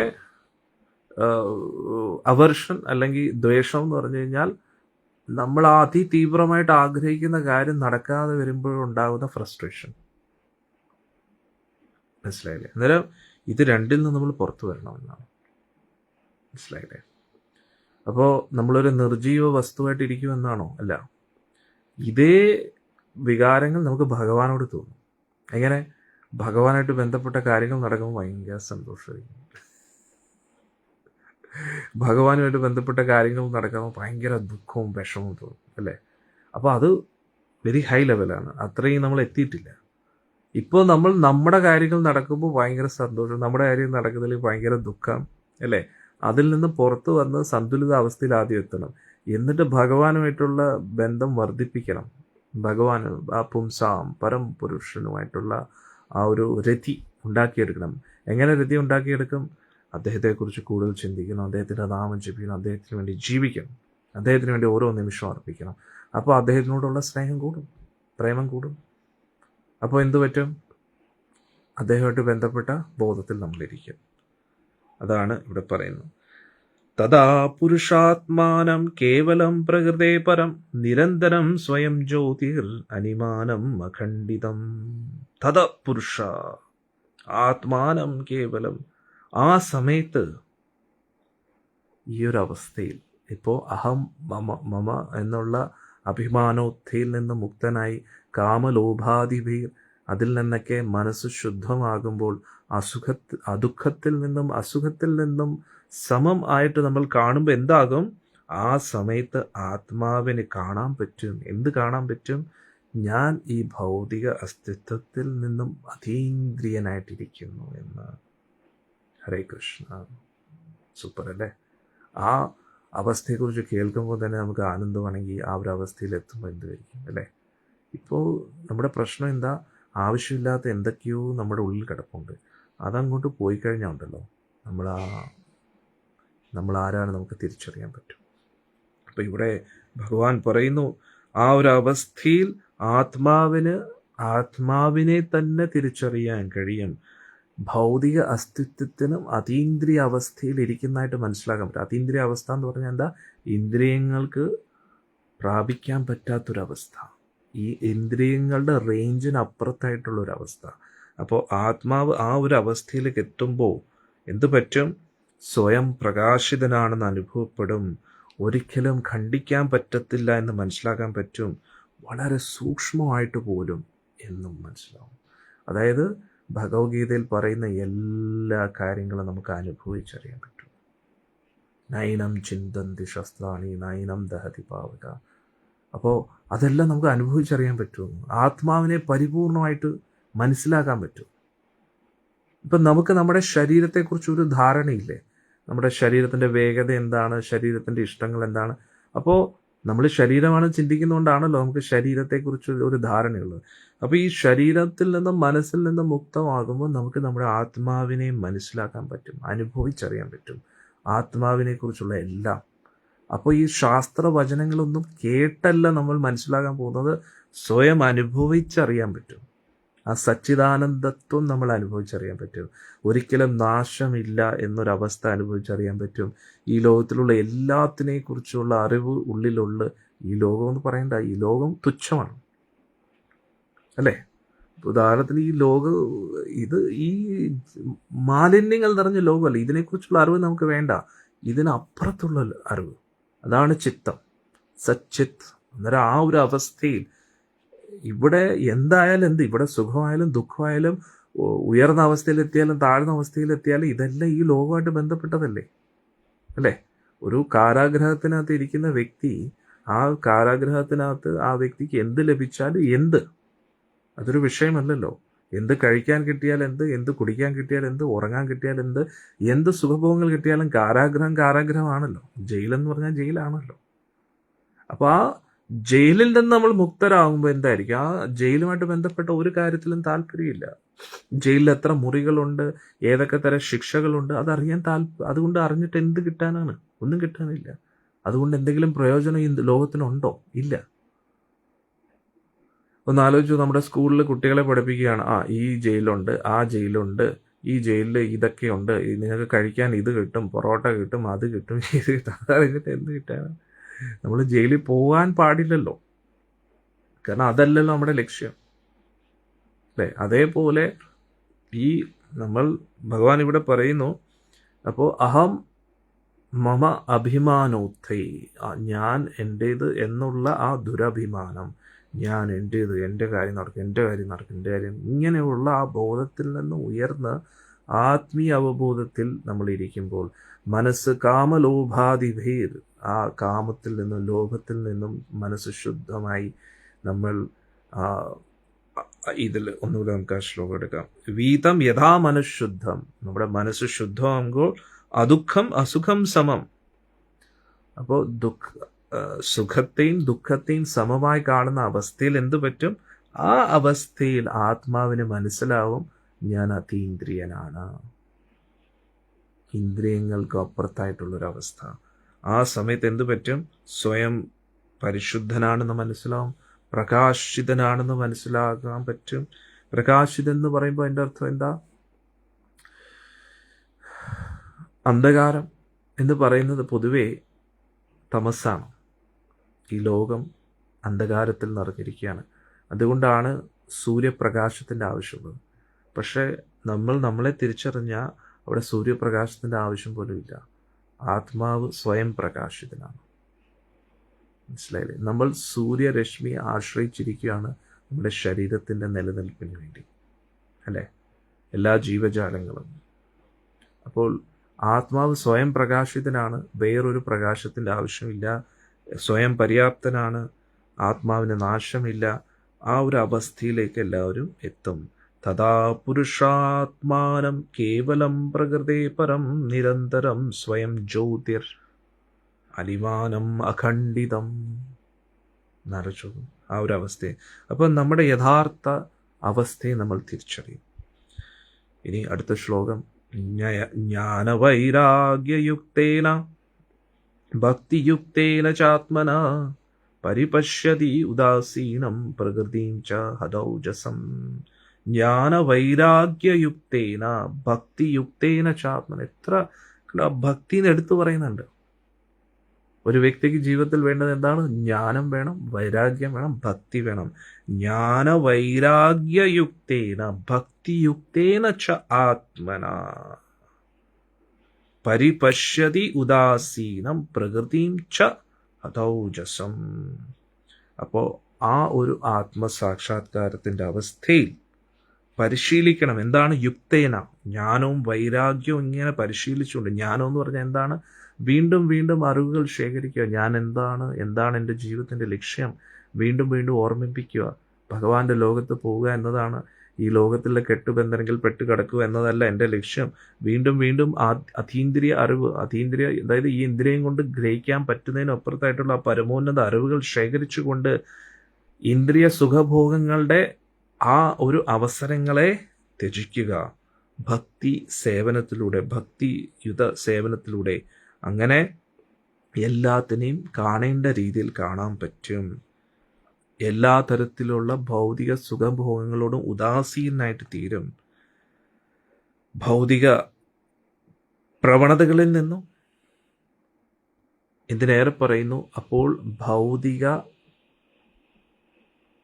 ഫോഴ്സ്, അതാണ് ഇവിടെ പറയുന്നത്. അതായത് ഭൗതിക ഫോഴ്സ് അവൻ്റെ മേളിൽ ഒരു പ്രഭാവം ചുരത്താൻ കഴിയില്ല എന്നാണ് പറയുന്നത്. അതായത് പ്രകൃതിയും ച ഹത ഓജസം. അതായത് ഈ ഭൗതിക പ്രകൃതിക്ക് നമ്മുടെ മുകളിൽ ഒരു ഫോഴ്സ് ക്രിയേറ്റ് ചെയ്യാൻ പറ്റത്തില്ല. ഹരേ കൃഷ്ണ. എത്ര മനോഹരം അല്ലേ? ഇവിടെ പറയുന്നത് എന്താ? അപ്പോൾ ആ നേരത്തെ പറഞ്ഞ ശ്ലോകത്തിൽ എന്താണ്? തഥാ പുരുഷാത്മാനം. ആ സമയത്ത് ഒരു സാക്ഷാത്കാരത്തിൻ്റെ അവസ്ഥയിൽ നമ്മൾ ഇരിക്കുമ്പോൾ എന്തായിരിക്കും? ജ്ഞാനവൈരാഗ്യയുക്തേന, അതീന്ദ്രിയ ജ്ഞാനം ലഭിച്ചു, വിരക്തി ലഭിച്ചു. ഭക്തിയുക്തേന ചാത്മന, ഹൃദയാംഗതമായിട്ട് ഭഗവാനെ സ്നേഹിച്ചുകൊണ്ട് നമ്മൾ സേവനം ചെയ്യുമ്പോൾ പരിപശ്യതി, കാണേണ്ട, പശ്യതി എന്നല്ല പറയുന്നത്, പരിപശ്യതി. അതിൻ്റെ അർത്ഥം എന്താ? അതായത് ഒരു ഡോക്ടറും എക്സ്റേ കാണുന്നു, സാധാരണ വ്യക്തി എക്സ്റേ കാണുന്നു. പക്ഷെ ഡോക്ടർ കാണുന്ന പോലെ അല്ലല്ലോ സാധാരണ വ്യക്തി കാണുന്നത്. അവിടെ പരിപശ്യതി, കാണുന്നത് മാത്രമല്ല, കാണുന്നതിനും അപ്പുറത്തായിട്ടുള്ള കുറേ കാര്യങ്ങൾ അറിവിൻ്റെ അടിസ്ഥാനത്തിൽ അത് ഡീകോഡ് ചെയ്തെടുക്കുന്നുണ്ട്. അതിനെയാണ് പരിപശ്യതി എന്ന് പറയുന്നത്. അപ്പോൾ നമ്മൾ ഈ കണ്ണുകൊണ്ട് കാണുന്നതെല്ലാം വിശ്വസിക്കരുത്, പക്ഷേ നമ്മുടെ അറിവ് ഉപയോഗിച്ച് അതിനെ ഡീകോഡ് ചെയ്ത് പ്രോസസ്സ് ചെയ്യണം, അല്ലേ? ഇപ്പോൾ സൂര്യൻ ചെറുതായിട്ട് കാണുന്നു, പക്ഷേ സൂര്യൻ നമ്മളെക്കാട്ടി ഒരുപാട് വലുതാണ്, നമ്മൾ ഒരുപാട് ദൂരെയാണ് എന്നുള്ള ഒരു പ്രോസസ്സിങ് ഉണ്ടല്ലോ. അല്ലാതെ കാണുന്നതിൻ്റെ അടിസ്ഥാനത്തിൽ, അന്നേരം പ്രത്യക്ഷത്തിലുള്ളത് മാത്രം വിശ്വസിക്കാതെ, മനസ്സിലായില്ലേ, ഇന്ദ്രിയങ്ങളിലൂടെ ലഭിക്കുന്ന അറിവുകൾ മാത്രം വിശ്വസിക്കാതെ ഇതിനപ്പുറത്തായിട്ടുള്ള ഒരു പ്രോസസ്സിങ് നടത്തണം. അപ്പോൾ ജ്ഞാനവൈരാഗ്യയുക്തേന ഭക്തിയുക്തേന ച ആത്മന പരിപശ്യതി. അപ്പോൾ എന്ത് പറ്റും? ഉദാസീനം. ഭൗതികമായിട്ടുള്ള എല്ലാ വസ്തുവകളിൽ നിന്നും നമ്മൾ ഉദാസീനനായിട്ട് തീരും. ഉദാസീനം എന്ന് പറഞ്ഞാൽ എന്താ? ഇപ്പോൾ നമ്മൾ ഭക്തി കാര്യത്തിലാണ് ഉദാസീനൻ, നാമം ജപിക്കാൻ ഉദാസീന അവസ്ഥയാണ്, സേവനം ചെയ്യാൻ ഉദാസീന അവസ്ഥയാണ്, ഭക്ത കൂട്ടായ്മയിൽ നിൽക്കാൻ ഉദാസീന അവസ്ഥയാണ്. പക്ഷെ ഇത് മാറിയിട്ട് നമ്മൾ എന്തായിരിക്കണം? ഭൗതിക കാര്യങ്ങളിൽ ഉദാസീനായിട്ട് തീരണം. നമുക്കിപ്പോൾ ഭയങ്കര ഉത്സാഹമാണ് ഭൗതിക കാര്യങ്ങൾ. സുഖലോലുപ അവസ്ഥ വരുമ്പോൾ നമുക്ക് ഭയങ്കര ഉത്സാഹമാണ്. ഭക്തിപരമായിട്ടുള്ള കാര്യങ്ങൾ വരുമ്പോൾ അപ്പോൾ ഒരു ഉത്സാഹം കാണത്തില്ല. അപ്പോൾ അത് തിരിയണം. എങ്ങനെ? ജ്ഞാനമില്ല, വൈരാഗ്യമില്ല, അതുകൊണ്ടാണ് അല്ലേ? ഇപ്പോൾ പരീക്ഷയ്ക്ക് പഠിക്കുന്ന കുട്ടിക്ക് പഠിക്കാൻ താല്പര്യം കാണത്തില്ല, ഉദാസീനനായിരിക്കും, പഠിക്കാൻ താല്പര്യം കാണത്തില്ല. പക്ഷേ പഠിത്തത്തിൻ്റെ മഹത്വം മനസ്സിലാക്കിയ ഒരു കുട്ടിക്ക് പഠിത്തത്തിൽ ഉത്സാഹം കാണും. കാരണം എന്താ? അവിടെ എന്തായിരിക്കും ഉത്സാഹം? എനിക്ക് കൂടുതൽ അറിവ് വേണം, എനിക്ക് ഇതിനെക്കുറിച്ച് അറിവ് വേണം, എനിക്കത് പ്രാക്ടീസ് ചെയ്യാൻ പറ്റണം, പരീക്ഷയിൽ നല്ല മാർക്ക് ലഭിക്കണം, പിന്നെ ഇതെല്ലാം എൻ്റെ ജീവിതത്തിൽ എനിക്ക് അപ്ലൈ ചെയ്യാൻ പറ്റണം. ഇപ്പോൾ എഞ്ചിനീയറിങ്ങിന് പഠിക്കുന്ന ഒരു കുട്ടിയാണെങ്കിൽ എനിക്ക് നല്ലൊരു കമ്പ്യൂട്ടർ എഞ്ചിനീയർ ആവണം, എനിക്ക് നല്ലൊരു ഡോക്ടർ ആവണം, ഏറ്റവും ഒരുപാട് പേർക്ക് വേണ്ടി എനിക്കിത് ചെയ്യണം, അത് ചെയ്യണം. അന്നേരം എന്ത് പറ്റും? ഒരു ഭൗതിക ഒരു എന്ത് പറയുന്ന ഒരു സുഖം, ഒരു ഉത്സാഹം കാണും. അതേപോലെ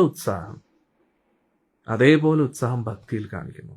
എനിക്ക് കൂടുതൽ നാമം ജപിക്കണം, കൂടുതൽ സേവനങ്ങൾ ചെയ്യണം, എനിക്ക് ഭഗവാനെക്കുറിച്ച് കൂടുതൽ അറിയണം, ഭഗവാന്റെ അടുത്ത് എനിക്ക് എത്തണം. ഈ ജന്മത്തിൽ തന്നെ എത്രയോ ജന്മങ്ങൾ എൻ്റെ വെറുതെ പോയി, ഈ ഒരു ജന്മം ഇനി വെറുതെ പോകരുത്, എത്രയും പെട്ടെന്ന് ഈ ജന്മത്തിൽ തന്നെ ഭഗവാന്റെ അടുത്ത് എത്തണം. അപ്പോൾ എന്താ ഉദാസീനായിട്ടിരിക്കുമോ? അതിനെയാണ് ഉത്സാഹം എന്ന് പറയുന്നത്. ഭക്തി കാര്യത്തിൽ ഉത്സാഹം വേണം. അപ്പോൾ അതെങ്ങനെയാണ് വരുന്നത്? ജ്ഞാനം വേണം. എന്തിനെക്കുറിച്ചുള്ള ജ്ഞാനം? ഈ ലോകം എന്താണെന്നും ഭഗവാന്റെ ലോകം എന്താണെന്നും ഞാൻ ആരാണ് എന്താണെന്നുള്ള അറിവ് ഇനിയും വർദ്ധിക്കണം. കേൾക്കുന്നുണ്ട്, പക്ഷെ കേൾക്കുന്നില്ല, അകത്തോട്ട് പോകുന്നില്ല, അകത്തോട്ട് മനനം ചെയ്യുന്നില്ല, പ്രോസസ്സിങ് നടക്കുന്നില്ല. ഇതിലേ കേട്ട് വിടുകയാണ്. എന്നിട്ട് ഇതിലേ കേട്ട് അതിൽ മനസ്സിലിങ്ങനെ പ്രോസസ്സിങ് ചെയ്ത് ചിന്തിക്കണം. ഓക്കെ, ഇന്ന് ആചാര്യൻ പറഞ്ഞത് എന്താണ്? ഓക്കെ, എന്താണ് അദ്ദേഹം പറഞ്ഞത്? അദ്ദേഹം ഇങ്ങനെ ചിന്തിക്കണം. ചിന്തിച്ച് അതിനെക്കുറിച്ച് ഇങ്ങനെ ഡീകോഡ് ചെയ്തിട്ട് ഓക്കെ അതെങ്ങനെ എൻ്റെ ജീവിതത്തിൽ അപ്ലൈ ചെയ്യാം. കാരണം അതുമായിട്ട് ബന്ധപ്പെട്ട, അതായത് നമ്മളൊരു സത്സംഗത്തിൽ ഒരു കാര്യം കേട്ട് കഴിഞ്ഞാൽ മുഴുവൻ ദിവസവും അതിനെക്കുറിച്ച് ചിന്തിച്ചുകൊണ്ടിരിക്കാം. കാരണം അത് തെറ്റില്ല. കാരണം നമ്മൾ ചെയ്യുന്ന കാര്യങ്ങളെക്കുറിച്ചല്ലല്ലോ നമ്മൾ എപ്പോഴും ചിന്തിച്ചുകൊണ്ടിരിക്കുന്നത്, വേറെ എന്തെങ്കിലുമൊക്കെ അല്ലേ. അപ്പോൾ വേറെ കാണുന്ന കാര്യങ്ങളെക്കുറിച്ചൊക്കെ ചിന്തിച്ചുകൊണ്ടിരിക്കാതെ ശാസ്ത്രവചനങ്ങൾ, ഗുരു ആചാര്യന്മാരിൽ നിന്ന് കേട്ട ആ വാക്കുകളെക്കുറിച്ച് ചിന്തിച്ച് ഓക്കെ അതിങ്ങനെ ചിന്തിച്ച് എന്ത് പറ്റും? അപ്പോൾ അടിപൊളിയായിരിക്കും, അത് സൂപ്പറായിരിക്കും. അങ്ങനെ ചിന്തിച്ച് നമ്മുടെ ബോധത്തെ ഇങ്ങനെ ഉയർത്തിക്കൊണ്ടേയിരിക്കണം. അപ്പോൾ എന്ത് പറ്റും? ഇപ്പം എന്താ അവസ്ഥ? സത്സംഗം കേൾക്കുമ്പോൾ നല്ല ബോധത്തിലിരിക്കും, സത്സംഗം കഴിയുമ്പോൾ എല്ലാം കിടക്കുന്നത്. എന്തുകൊണ്ട്? സത്സംഗം കേൾക്കുമ്പോൾ ആ വചനങ്ങൾ നമ്മുടെ ഉള്ളിലേക്ക് ഒരു പ്രോസസ്സിങ് ക്രിയേറ്റ് ചെയ്യുന്നുണ്ട് അല്ലേ? ഉദാഹരണത്തിന് നമ്മളൊരു സിനിമ കാണാൻ പോകുമ്പോൾ ലൈറ്റ്സ് ഓഫ് ചെയ്തു, ഒരു പ്രൊജക്ടറിൽ ഒരു സ്ക്രീൻ നമ്മുടെ മുമ്പിൽ ഇങ്ങനെ അടിച്ചേൽപ്പിക്കുകയാണ് ഒരു കഥ നമ്മുടെ മുമ്പിൽ, നമ്മുടെ ഉള്ളിലേക്ക് അല്ലേ? അതുകൊണ്ട് എന്ത് പറ്റും? നമ്മുടെ കംപ്ലീറ്റ് അറ്റൻഷൻ ആ സ്ക്രീനിലായിരിക്കും ആ ഒരു 2-3 മണിക്കൂർ അല്ലേ? അതേപോലെ നമ്മുടെ ഉള്ളിൽ ഒരു സ്ക്രീൻ ക്രിയേറ്റ് ചെയ്യുക. എന്നിട്ട് ആ സ്ക്രീനിൽ എപ്പോഴും ഇങ്ങനെ സിനിമ ഓടിക്കൊണ്ടേയിരിക്കണം. എന്തിനെക്കുറിച്ച്? നമ്മൾ കേട്ട വാക്കുകളെക്കുറിച്ച്, കേട്ട ആചാര്യ ഗുരു പരമ്പര ആചാര്യന്മാരിൽ നിന്ന് നമ്മൾ കേട്ട വചനങ്ങൾ ഇങ്ങനെ പ്ലേ ചെയ്തുകൊണ്ടിരിക്കണം എപ്പോഴും. അപ്പം പിന്നെ എങ്ങനെ മറക്കുന്നത്? ഇപ്പോൾ എന്താ പറ്റുന്നത്? എല്ലാം സത്സംഗത്തിലൂടെ അത് നിങ്ങളുടെ മേലിൽ അടിച്ചേൽപ്പിക്കുകയാണ്. പക്ഷെ സിനിമ തീരുമ്പോൾ വീണ്ടും കഥ മറക്കുന്ന പോലെ നമ്മളെല്ലാം മറക്കുകയാണ്. പക്ഷെ അങ്ങനെ ആവരുത്. വീണ്ടും ഓർമ്മിപ്പിക്കുക.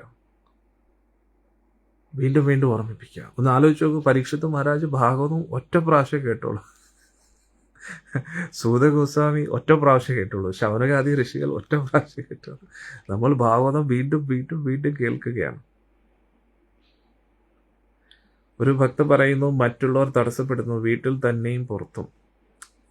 മറ്റുള്ളവർക്ക് ഒരിക്കലും നമ്മളെ ഇൻഫ്ലുവൻസ് ചെയ്യാൻ കഴിയില്ല എന്ന് വേണമെങ്കിൽ പറയാം, പക്ഷെ പറ്റൂന്നും പറയാം. പക്ഷേ സാഹചര്യങ്ങളെ കുറ്റപ്പെടുത്താതെ, വ്യക്തികളെ കുറ്റപ്പെടുത്താതെ നമ്മൾ ഏത് സാഹചര്യത്തിലും ഉറച്ചു നിൽക്കാൻ പഠിക്കുക. അപ്പോൾ എന്തു പറ്റും? ഭഗവാൻ ഇനിയും ബെറ്റർ സാഹചര്യം തരും.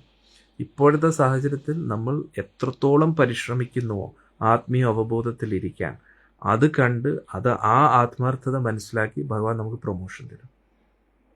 പുറലോകത്ത് എത്ര ആത്മാർത്ഥമായിട്ട് നമ്മൾ ഭക്തി പരിശീലിക്കുന്നോ, ഭഗവാൻ അത് മനസ്സിലാവുമ്പോൾ, അത് ബോധ്യപ്പെടുമ്പോൾ ഇനിയും ബെറ്റർ അവസരങ്ങൾ ഭഗവാൻ തരും. ഭഗവത്ഗീതയിൽ നമ്മൾ പഠിച്ചില്ലേ, ആ യോഗ പദ്ധതിയിൽ പോകുന്ന വ്യക്തികൾ, ഭഗവാന്റെ മാർഗത്തിൽ പോകുന്ന വ്യക്തികൾക്ക് ഈ ഒരു ജന്മത്തിൽ വഴി തടസ്സപ്പെടുകയാണെങ്കിൽ അടുത്ത ജന്മത്തിൽ ഇനിയും ബെറ്റർ അവസരം കിട്ടും. എന്തിനു വേണ്ടി? എവിടെ നിന്ന് നിർത്തിയോ അവിടെ നിന്ന് തുടരാൻ വേണ്ടി. ഈ ജന്മത്തിലും അതേപോലെ തന്നെയാണ്. ഇന്ന് നമ്മൾ എത്രത്തോളം ഭക്തി പരിശീലിക്കുന്നു, ഇന്ന് ലഭിച്ച സാഹചര്യത്തിൽ നമ്മൾ എത്ര പരിശീലിക്കുന്നു, നാളെ എത്ര പരിശീലിക്കുന്നു. അപ്പോൾ ഇപ്പോഴത്തെ അവസ്ഥയിൽ നമ്മൾ സീരിയസ് ആണെങ്കിൽ ഇനിയും കൂടുതൽ സീരിയസ് ആകാൻ നല്ല അവസരങ്ങൾ. നന്നായിട്ട് പഠിക്കുന്ന കുട്ടികൾക്ക് അടുത്ത കോളേജ് ഇനിയും ബെറ്റർ ആയിരിക്കും, അല്ലേ? പഠിക്കാനേ താല്പര്യമില്ലാത്ത കുട്ടികൾക്ക് എങ്ങനെയാണ് നല്ല കോളേജിൽ അഡ്മിഷൻ കിട്ടുക, അല്ലേ? 1-ാം ക്ലാസ് നന്നായിട്ട് പഠിച്ചാൽ 2-ാം ക്ലാസ്സിലും പഠിക്കുക, 2-ാം ക്ലാസ് നന്നായിട്ട് പഠിച്ചാൽ ഇനിയും 3-ാം ക്ലാസ്സിൽ അവസരം കിട്ടും, 10-ാം ക്ലാസ്സിൽ നന്നായിട്ട് പഠിച്ചാൽ +1 നല്ല കോളേജിൽ അഡ്മിഷൻ കിട്ടും, +2 നല്ലതായി പഠിച്ചാൽ ഇനി ഗ്രാജുവേഷൻ ബെറ്റർ ആവും, ഗ്രാജുവേഷൻ നന്നായി കഴിഞ്ഞാൽ ഇനി പോസ്റ്റ് ഗ്രാജുവേഷൻ നന്നാവും, പോസ്റ്റ് ഗ്രാജുവേഷൻ നന്നായി നല്ല ജോലി കിട്ടും, അവിടെയും നന്നായിട്ട് പെർഫോം ചെയ്യും, ഇനിയും പ്രൊമോഷൻ കിട്ടും. അങ്ങനെ അങ്ങനെ അങ്ങനെ പൊയ്ക്കൊണ്ടിരിക്കും. അപ്പോൾ നമ്മൾ സാഹചര്യങ്ങളെ കുറ്റം പറഞ്ഞിട്ട് കാര്യമില്ല. ഇപ്പോഴത്തെ സാഹചര്യം എന്തുകൊണ്ട് വന്നു? ഇതുവരെ നമ്മുടെ ജന്മം ഇങ്ങനെയായിരുന്നു, അതിൻ്റെ റിസൾട്ടാണ് ഇപ്പോഴത്തെ സാഹചര്യം.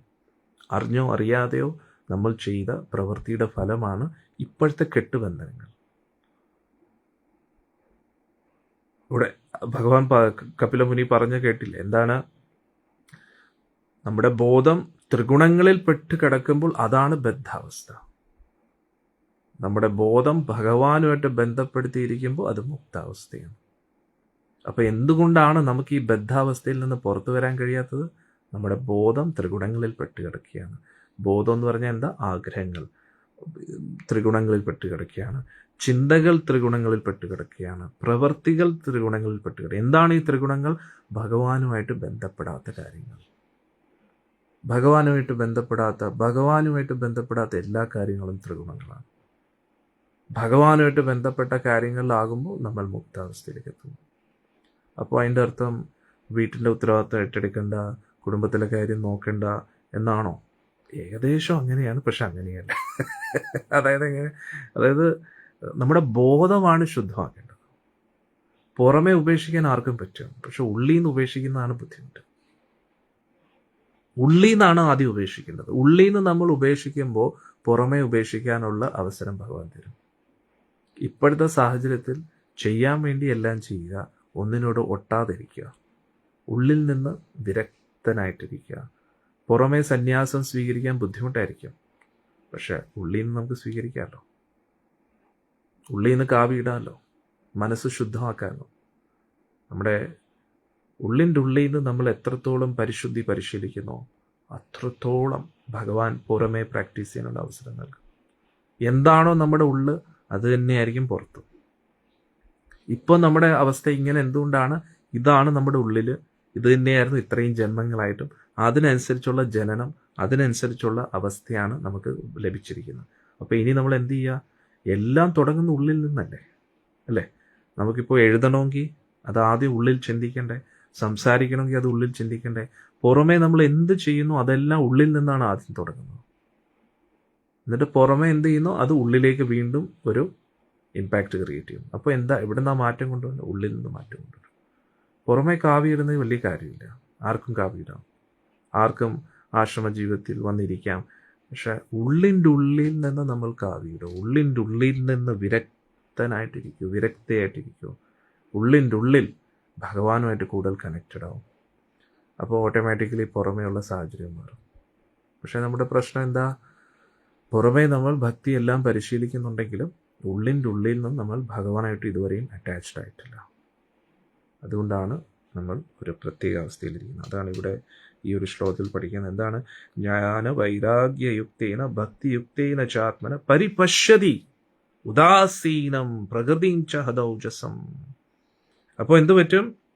നമ്മൾ ഭൗതിക സുഖഭോഗങ്ങളോട് ഉദാസീനായിട്ട് തീരുമ്പോൾ മായാദേവിയുടെ ശക്തി നമ്മുടെ മേൽ പ്രവർത്തിക്കത്തില്ല, കുറയും. പ്രകൃതിം ച ഹത ഔജസം. ആ പ്രകൃതിയുടെ ശക്തി, ഭൗതിക പ്രകൃതിയുടെ ഫോഴ്സ് നമ്മുടെ മോൾ പ്രവർത്തിക്കുന്നത് കുറയും എന്നാണ്. എത്ര മനോഹരമായിട്ടുള്ള സ്റ്റേറ്റ്മെന്റ് അല്ലേ? കപിലമുനിക്ക് ജയ, ഭഗവാൻ കപിലമുനിക്ക് ജയ. അപ്പൊ ജ്ഞാനവൈരാഗ്യയുക്തേന ഭക്തിയുക്തേന ചാത്മന പരിപശ്യതി. അതായത് കാണേണ്ട രീതിയിൽ എല്ലാത്തിനെയും കണ്ടു തുടങ്ങും. ഉദാസീനായിട്ട് തീരും. എന്തിന്? ഭൗതിക സുഖഭോഗങ്ങളിൽ. അപ്പോൾ എന്തു പറ്റും? പ്രകൃതിയും, ഈ ഒരു പ്രകൃതിയുടെ ആ ഒരു ഫോഴ്സ് നമ്മളിങ്ങനെ വലിക്കുന്ന ഒരു അവസ്ഥയുണ്ടല്ലോ, നമ്മളെ അങ്ങോട്ട് മനസ്സിനെ ഇങ്ങനെ കൊണ്ടുപോകുന്നു, ആഗ്രഹങ്ങളെ കൊണ്ടുപോകുന്നു, നമുക്കതിൽ നിന്ന് ഊരാൻ പറ്റുന്നില്ല. അത് ഫോഴ്സ് കുറയും. ഫോഴ്സ് പറയുമ്പോൾ എന്താ? വളരെ ഈസി ആയിട്ട് നമുക്ക് വിട്ടിട്ട് വരാൻ പറ്റും. ഹരേ കൃഷ്ണ. ഇനി അടുത്ത ശ്ലോകം. നായുജ്യമാനായ ഭക്ത്യ ഭഗവതി അഖിലാത്മനി സദൃശോ അസ്തി ശിവപന്ഥ യോഗിനം ബ്രഹ്മസിദ്ധയേ. ആ ആത്മസാക്ഷാത്കാരത്തിൻ്റെ പരമസിദ്ധ അവസ്ഥയിൽ, ആ ഒരു അവസ്ഥയിലേക്ക് ഒരു വ്യക്തിക്ക് ഒരിക്കലും എത്താൻ കഴിയില്ല ഭഗവാനോട് ഭക്തി ഇല്ലാതെ. കാരണം അത് തന്നെയാണ് ഏറ്റവും ശുഭകരമായിട്ടുള്ള വഴി. അപ്പോൾ ഇവിടെ പറയുന്നത് എന്താണെന്ന് വെച്ച് കഴിഞ്ഞാൽ, നേരത്തെ പറഞ്ഞ ശ്ലോകത്തിൽ ജ്ഞാനം വേണം, വൈരാഗ്യം വേണം, ഭക്തിയുക്തേന ചാത്മന. ഭക്തി എന്നൊരു വാക്ക് ഇവിടെ ഉപയോഗിക്കുന്നുണ്ട്. അപ്പം ചില വ്യക്തികൾ എല്ലാം ഉപേക്ഷിച്ചിട്ട് കാട്ടിലൊക്കെ പോയിട്ട് തപസ് ചെയ്യും, പക്ഷെ ഭഗവാനോട് ഇഷ്ടമില്ല. ചില വ്യക്തികൾ ജ്ഞാനം വൈരാഗ്യമാണ് ഇമ്പോർട്ടൻ്റ്, ഭക്തിയൊന്നും അല്ല എന്നൊക്കെ പറയും. പക്ഷെ ഇവിടെ എടുത്തു പറയുന്നത് എന്താണ്? ആത്മസാക്ഷാത്കാരത്തിൻ്റെ പരിപൂർണ അവസ്ഥ, പരിപക്വ അവസ്ഥ എന്ന് പറഞ്ഞാൽ ഭക്തിയാണ്.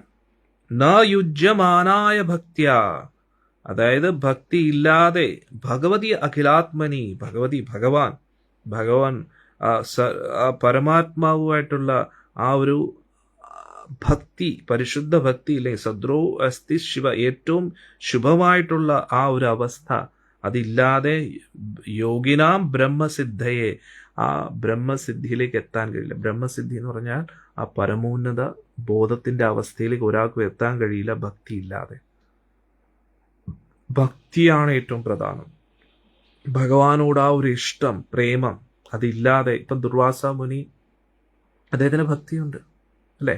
ഭക്തി പരിശുദ്ധ അവസ്ഥയിലേക്ക്, മറ്റ് അംബരീഷ് മഹാരാജാവിനെ പോലെ അല്ലെങ്കിലും അദ്ദേഹത്തിന് ഭക്തിയുണ്ട് ഭഗവാനോട് അല്ലേ? അതേപോലെ എത്ര വലിയ യോഗിയാണെങ്കിലും ഭക്തി ഉണ്ടായിരിക്കണം. എത്ര വലിയ അറിവുണ്ടെന്ന വ്യക്തിയാണെന്ന് പറഞ്ഞായിട്ടും കാര്യമില്ല, ഭക്തി ഉണ്ടായിരിക്കണം. ഭക്തി എന്ന് പറഞ്ഞാൽ ഭഗവാൻ കൃഷ്ണൻ. ഭക്തി എപ്പോഴും ഭഗവാനോടാണ്, കൃഷ്ണനോടാണ്. ഭാഗവതം, ഭക്തി, ഇതെല്ലാം ഗുരുവായൂരപ്പനുമായിട്ട് ബന്ധപ്പെട്ട വാക്കുകളാണ്. അതെപ്പോഴും മനസ്സിലാക്കണം. അതില്ലാതെ പറ്റത്തില്ല. അപ്പോൾ നമ്മൾ ആരാണ്? ഞാൻ കൃഷ്ണനിൽ വിശ്വസിക്കുന്നില്ല, ഞാൻ ഈ മഹാദേവനെ വിശ്വസിക്കുന്നു, ഞാൻ ദേവിയെ മാത്രമേ വിശ്വസിക്കൂ, അങ്ങനെ പറയാനൊക്കെ. എല്ലാം മഹാദേവൻ വൈഷ്ണവനാണ്, മഹാദേവൻ ഭഗവത് ഭക്തനാണ്, ദേവി ആദിപരാശക്തി ശ്രീമതി രാധാറാണിയാണ്. ദുർഗാദേവി, ഭദ്രകാളി, ഇതെല്ലാം രാധാറാണിയുടെ സ്വരൂപങ്ങളാണ്. എന്നാൽ ആ ദേവികളെല്ലാം വൈഷ്ണവിമാരാണ്, ഭഗവാന്റെ ഭക്തയാണ്. അപ്പം ഭക്തി ഇല്ലാതെ ആർക്കും ആത്മസാക്ഷാത്കാരത്തിൽ ഉയരാൻ കഴിയില്ല, പുരോഗമിക്കാൻ കഴിയില്ല, എന്ന പരമോന്നത സിദ്ധാവസ്ഥയിലേക്ക് എത്താൻ കഴിയില്ല. നമ്മൾ പൊതുവെ സിദ്ധി എന്ന് പറഞ്ഞാൽ എന്തെങ്കിലുമൊക്കെ മായാജാലങ്ങൾ കാണിക്കുമ്പോഴാണ് സിദ്ധി എന്ന് പറയുന്നത്. അതല്ല സിദ്ധി. സിദ്ധി എന്ന് പറഞ്ഞു കഴിഞ്ഞാൽ ആത്മാവ് മുക്താവസ്ഥയിലെത്തുക, ഈ ശരീരമായിട്ടുള്ള കെട്ടുബന്ധനങ്ങളിൽ നിന്ന് പുറത്തു വരിക. മനസ്സിലായില്ലേ? ആത്മാവിൽ നിന്നും ശരീരത്തിൽ നിന്ന് ഊരുക, അതാണ് മുക്താവസ്ഥ. മനസ്സിലായില്ലേ? പ്രസംഗം അജരം പാശം ആത്മനാ കവയോ വിദു സ ഏവ സാധുഷു കൃതോ മോക്ഷദ്വാരം അപാവൃതം.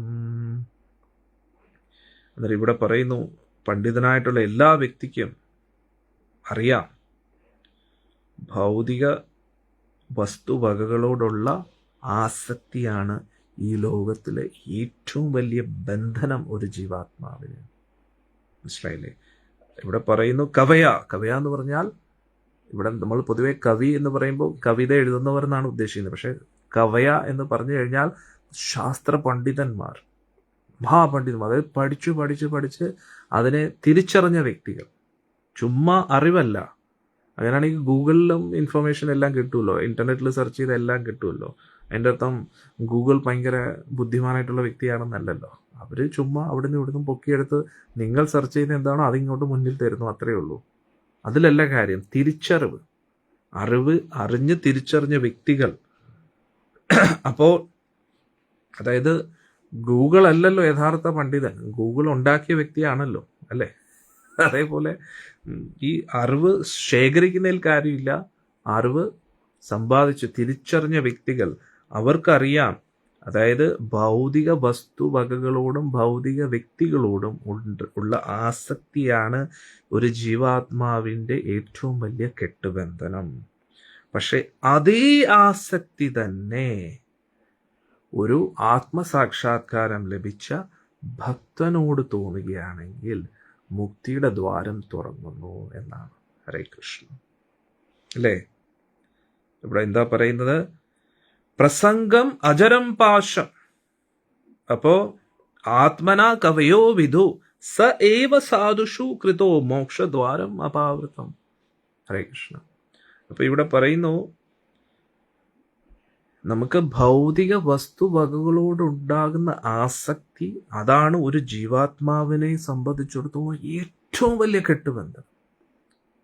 ഈ ലോകത്തുള്ള വസ്തുവകകളോടും വ്യക്തികളോടും തോന്നുന്ന ആ ഒരു ആസക്തിയാണ് ഒരു ജീവാത്മാവിനെ സംബന്ധിച്ചിടത്തോളം ഏറ്റവും വലിയ കെട്ടുബന്ധനം.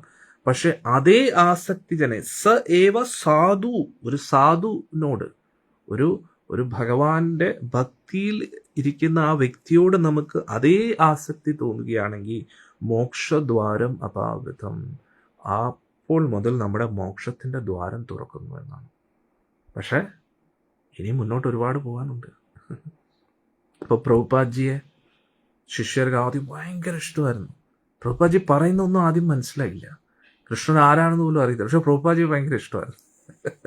അതുകൊണ്ട് എന്തായി, പ്രഭുപാദ്ജി അവരെ ട്രെയിൻ ചെയ്ത് ഭഗവാന്റെ ലോകത്തേക്ക് എത്തിച്ച്, അല്ലേ? അപ്പോൾ അതേപോലെ ഭഗവത് ഭക്ത നമുക്ക് പറഞ്ഞു നൽകുന്ന വ്യക്തി, അതായത് ആ ഒരു അറിവ് നമുക്ക് ലഭിക്കുന്ന ആ ഒരു ഗുരുശിഷ്യ പരമ്പരയിലൂടെ വരുന്ന ആചാര്യനോട് നമുക്കൊരു അറ്റാച്ച്മെന്റ് തോന്നുമ്പോൾ എന്തു പറ്റും? അന്ന് മുതൽ നമ്മുടെ മോക്ഷത്തിന്റെ വാതിൽ തുറക്കുന്നതാണ്. ഇത്ര മനോഹരമായിട്ടുള്ള വാക്കല്ലേ? ഹരേ കൃഷ്ണ. അപ്പോൾ അടിയൻ്റെ ഗുരുവിനെ കണ്ടു, ഗുരു മഹാരാജിനെ കണ്ടു. അപ്പോൾ അന്നു മുതൽ അടിയൻ്റെ പാത ആരംഭിച്ചു, മോക്ഷത്തിൻ്റെ പാദം. അതേപോലെ ഗുരു മഹാരാജ് പ്രഭുപാദ്ജി കണ്ടു, പ്രഭുപാദ്ജി ശ്രീല ഭക്തി സിദ്ധാന്ത സരസ്വതി ഠാക്കൂറിനെ കണ്ടു. അങ്ങനെ എന്നാണോ നമ്മൾ ആ ഒരു ഗുരുവിനോടുള്ള അറ്റാച്ച്മെന്റ് നമ്മുടെ ഉള്ളിൽ വരുന്നത്, അതായത് ഈ ലോകത്തിലുള്ള ഏത് വസ്തുവകകളോടും വ്യക്തികളോടും നമുക്ക് അറ്റാച്ച്മെന്റ് തോന്നിയാലും അത് ഒരു ജീവാത്മാവിൻ്റെ ഏറ്റവും വലിയ കെട്ടുബന്ധനമായിട്ട് മാറുന്നു. ആ ഒരു ആസക്തി കാരണം ആ വ്യക്തിക്ക് ഭഗവാന്റെ അടുത്തേക്ക് പോകാൻ വലിയ ബുദ്ധിമുട്ടായിരിക്കും. അതിങ്ങനെ ഇങ്ങനെ വെച്ചേക്കും. പക്ഷേ അതേ ആസക്തി തന്നെ ഒരു സാധുവിനോട് നമുക്ക് തോന്നുമ്പം എന്തു പറ്റും? നമുക്ക് മോക്ഷദ്വാരം ആരംഭിക്കും. മനസ്സിലായില്ലേ? കാരണം എന്താ, നമുക്ക് യഥാർത്ഥത്തിൽ ആ സാധുവിനോട് തോന്നുന്ന ആ ഒരു അറ്റാച്ച്മെന്റ്, അത് സാധുവിനോട് തോന്നുന്ന അറ്റാച്ച്മെന്റ് അല്ല, ആ സാധു ഒരു വഴിയാണ് ഭഗവാനിലേക്ക് നമ്മളെ എത്തിക്കാൻ വേണ്ടി. മനസ്സിലാവുന്നുണ്ടോ? അതാണ് ഇവിടെ ഈ ഒരു ശ്ലോകത്തിൽ പറയുന്നത്. അപ്പോൾ നമ്മൾ ഒരിക്കലും ലക്ഷ്യവും മറന്നു പോകാൻ പാടില്ല. നമ്മുടെ ലക്ഷ്യം എന്താണ്? ഭഗവാനാണ്. ഭഗവാനാണ് നമ്മുടെ ലക്ഷ്യം. ഭഗവാനെ നമ്മൾ ഒരിക്കലും മറന്നു പോകാൻ പാടില്ല. അപ്പം ഗുരു ആചാര്യന്മാർ എന്ന് പറഞ്ഞാൽ ഒരു വഴികാട്ടിയാണ്. അപ്പോൾ നമ്മൾ വരുന്നത് ആ ഒരു അറ്റാച്ച്മെന്റ് ഉണ്ടായിരിക്കും, പക്ഷേ തുടരുന്നത് എന്തിൻ്റെ അടിസ്ഥാനത്തിലായിരിക്കും? ആ ഗുരു പറയുന്ന വാക്കുകളെ കേൾക്കുന്നതിലൂടെയായിരിക്കും. ഗുരു പറയുന്ന വചനങ്ങളെ കേട്ടുകൊണ്ട് നമ്മൾ നമ്മുടെ ഉള്ളിനെ മാറ്റുക. പറയുന്ന വാക്കുകൾ കേട്ടുകൊണ്ട് പരിശീലിച്ചുകൊണ്ട്. അപ്പോൾ എന്ത് പറ്റും? ആ ഗുരുവിൻ്റെ നിർദ്ദേശങ്ങൾ നമ്മളെ ഭഗവാന്റെ അടുത്തേക്ക് എത്തിക്കും. അല്ലേ? അതാണ് നമ്മൾ ഇന്നത്തെ ശ്ലോകത്തിൽ നിന്ന് മനസ്സിലാക്കിയത്. ഹരേ കൃഷ്ണ. എല്ലാവർക്കും ഇന്നത്തെ സത്സംഗം ഇഷ്ടപ്പെട്ടു എന്ന് വിചാരിക്കുന്നു. ഇനി നാളെ നമുക്ക് ശ്രീമദ് ഭാഗവത്തിൽ കാണാം. പിന്നെ എല്ലാ വർഷത്തെയും പോലെ ഗീതാ ചക്രവ്യൂഹം ഇന്ന് ലോഞ്ച് ചെയ്യുകയാണ്. ഗീതാ ചക്രവ്യൂഹം 2025. സാമ്പത്തികമായിട്ട് നമ്മൾ വലിയ സമ്പന്നമായ ട്രസ്റ്റൊന്നും അല്ല. പക്ഷെ എന്നാലും എല്ലാവരും ഭഗവാന്റെ അറിവുകൾ പഠിക്കാൻ ഒരു ഉത്സാഹം കാണിക്കട്ടെ എന്ന് പറഞ്ഞ് വലിയ പ്രൈസുകൾ നമ്മൾ നിശ്ചയിച്ചിട്ടുണ്ട്.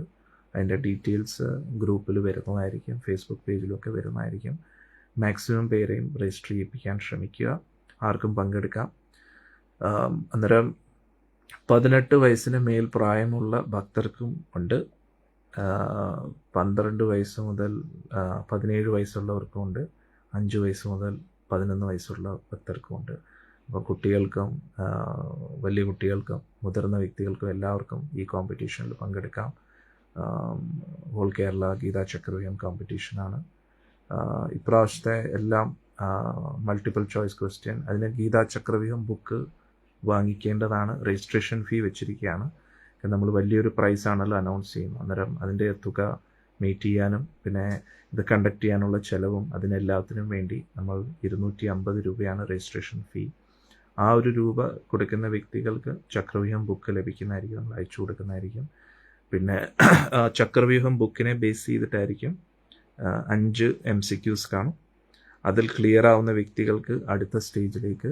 ഇപ്രാവശ്യം കുറച്ച് ലോങ് പ്രോസസ്സിലായിരിക്കും നമ്മൾ കഴിഞ്ഞ പ്രാവശ്യം. കാരണം എല്ലാവർക്കും വരാൻ കുറച്ച് ബുദ്ധിമുട്ടാണ്. വന്നാലും അവർ ഓട്ടത്തിലായിരിക്കും. അതുകൊണ്ട് ഒരു വളരെ ഡീറ്റെയിൽ ആയിട്ടൊരു എക്സാം നമുക്ക് നടത്താൻ പറ്റിയിട്ടില്ല.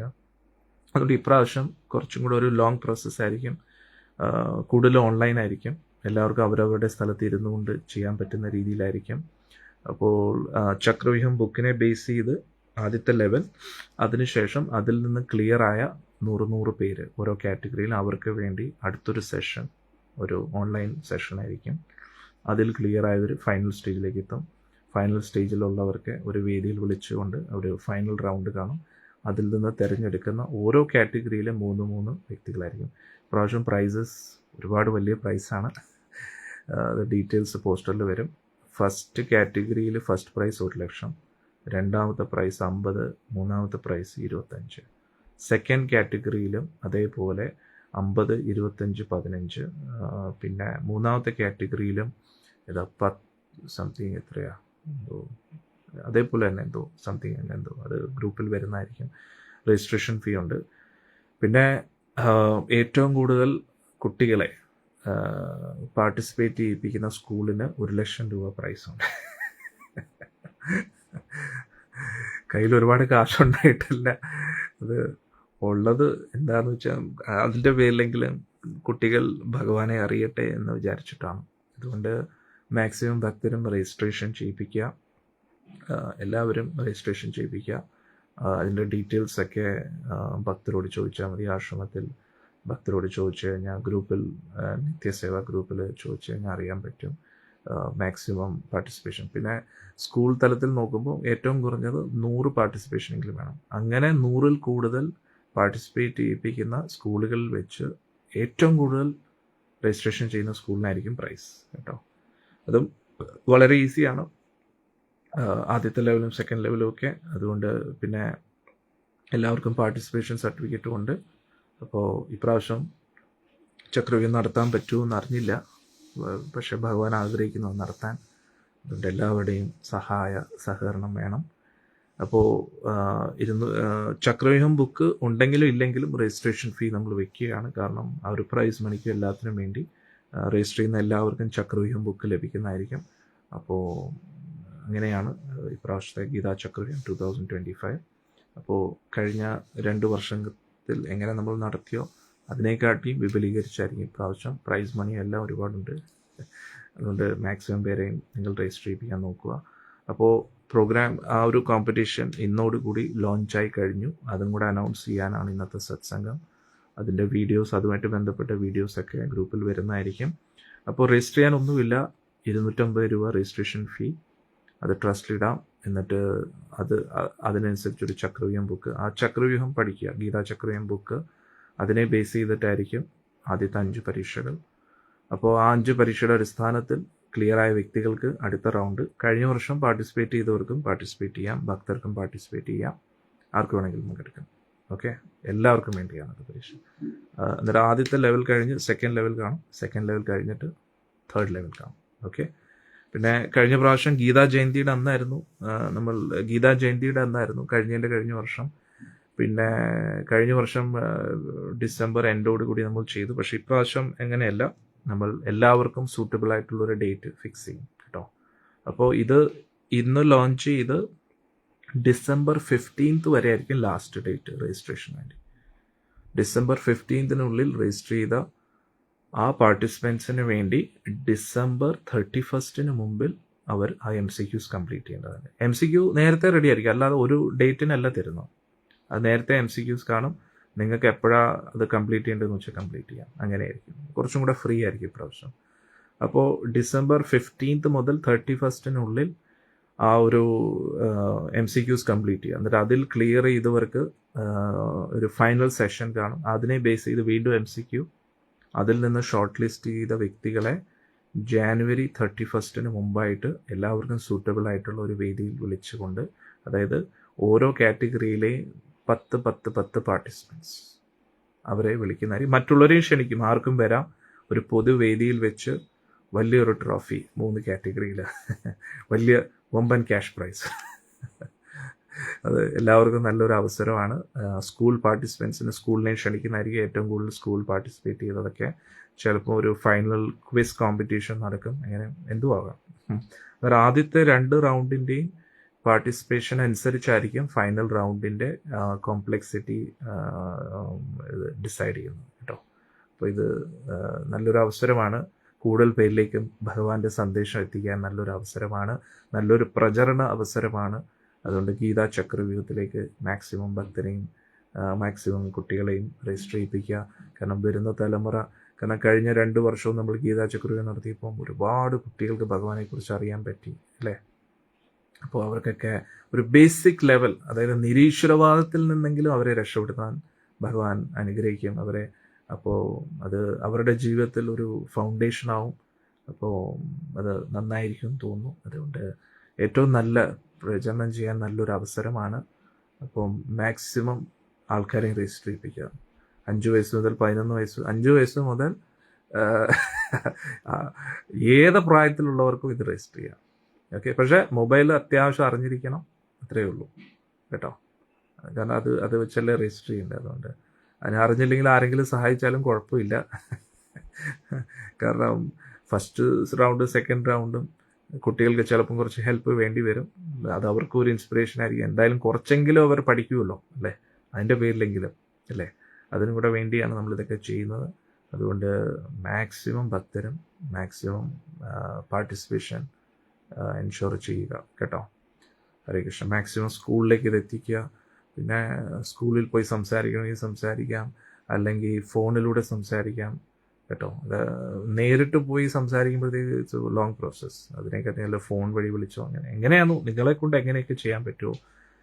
നമ്മൾ ടാർഗറ്റ് ചെയ്യുന്ന അറ്റ്ലീസ്റ്റ് ഒരു 100 സ്കൂളെങ്കിലും ഇപ്രാവശ്യം പാർട്ടിസിപ്പേറ്റ് ചെയ്യണം. ഓരോ സ്കൂളിൽ നിന്നും 100 പേര് വെച്ച്. അങ്ങനെയാണെങ്കിൽ ഒരു 10,000 കുട്ടികളെ ഭഗവാന്റെ മാർഗത്തിലേക്ക് നമുക്ക് എത്തിക്കാൻ പറ്റും, വലിയവർക്കും എത്തിക്കാൻ പറ്റും. ഇപ്രാവശ്യം ഗീതാ ചക്രവ്യൂഹം മാക്സിമം പേരിലേക്ക് എത്തിക്കണം അല്ലേ. 100,000 പേരിലേക്ക് എത്തിക്കട്ടെ. ഹരേ കൃഷ്ണ. എല്ലാവർക്കും ഭഗവാന്റെ അനുഗ്രഹം ലഭിക്കട്ടെ എന്ന് പ്രാർത്ഥിക്കുന്നു. ഹരേ കൃഷ്ണ. ഇനി നാളത്തെ സത്സംഗത്തിൽ നമുക്ക് കാണാം.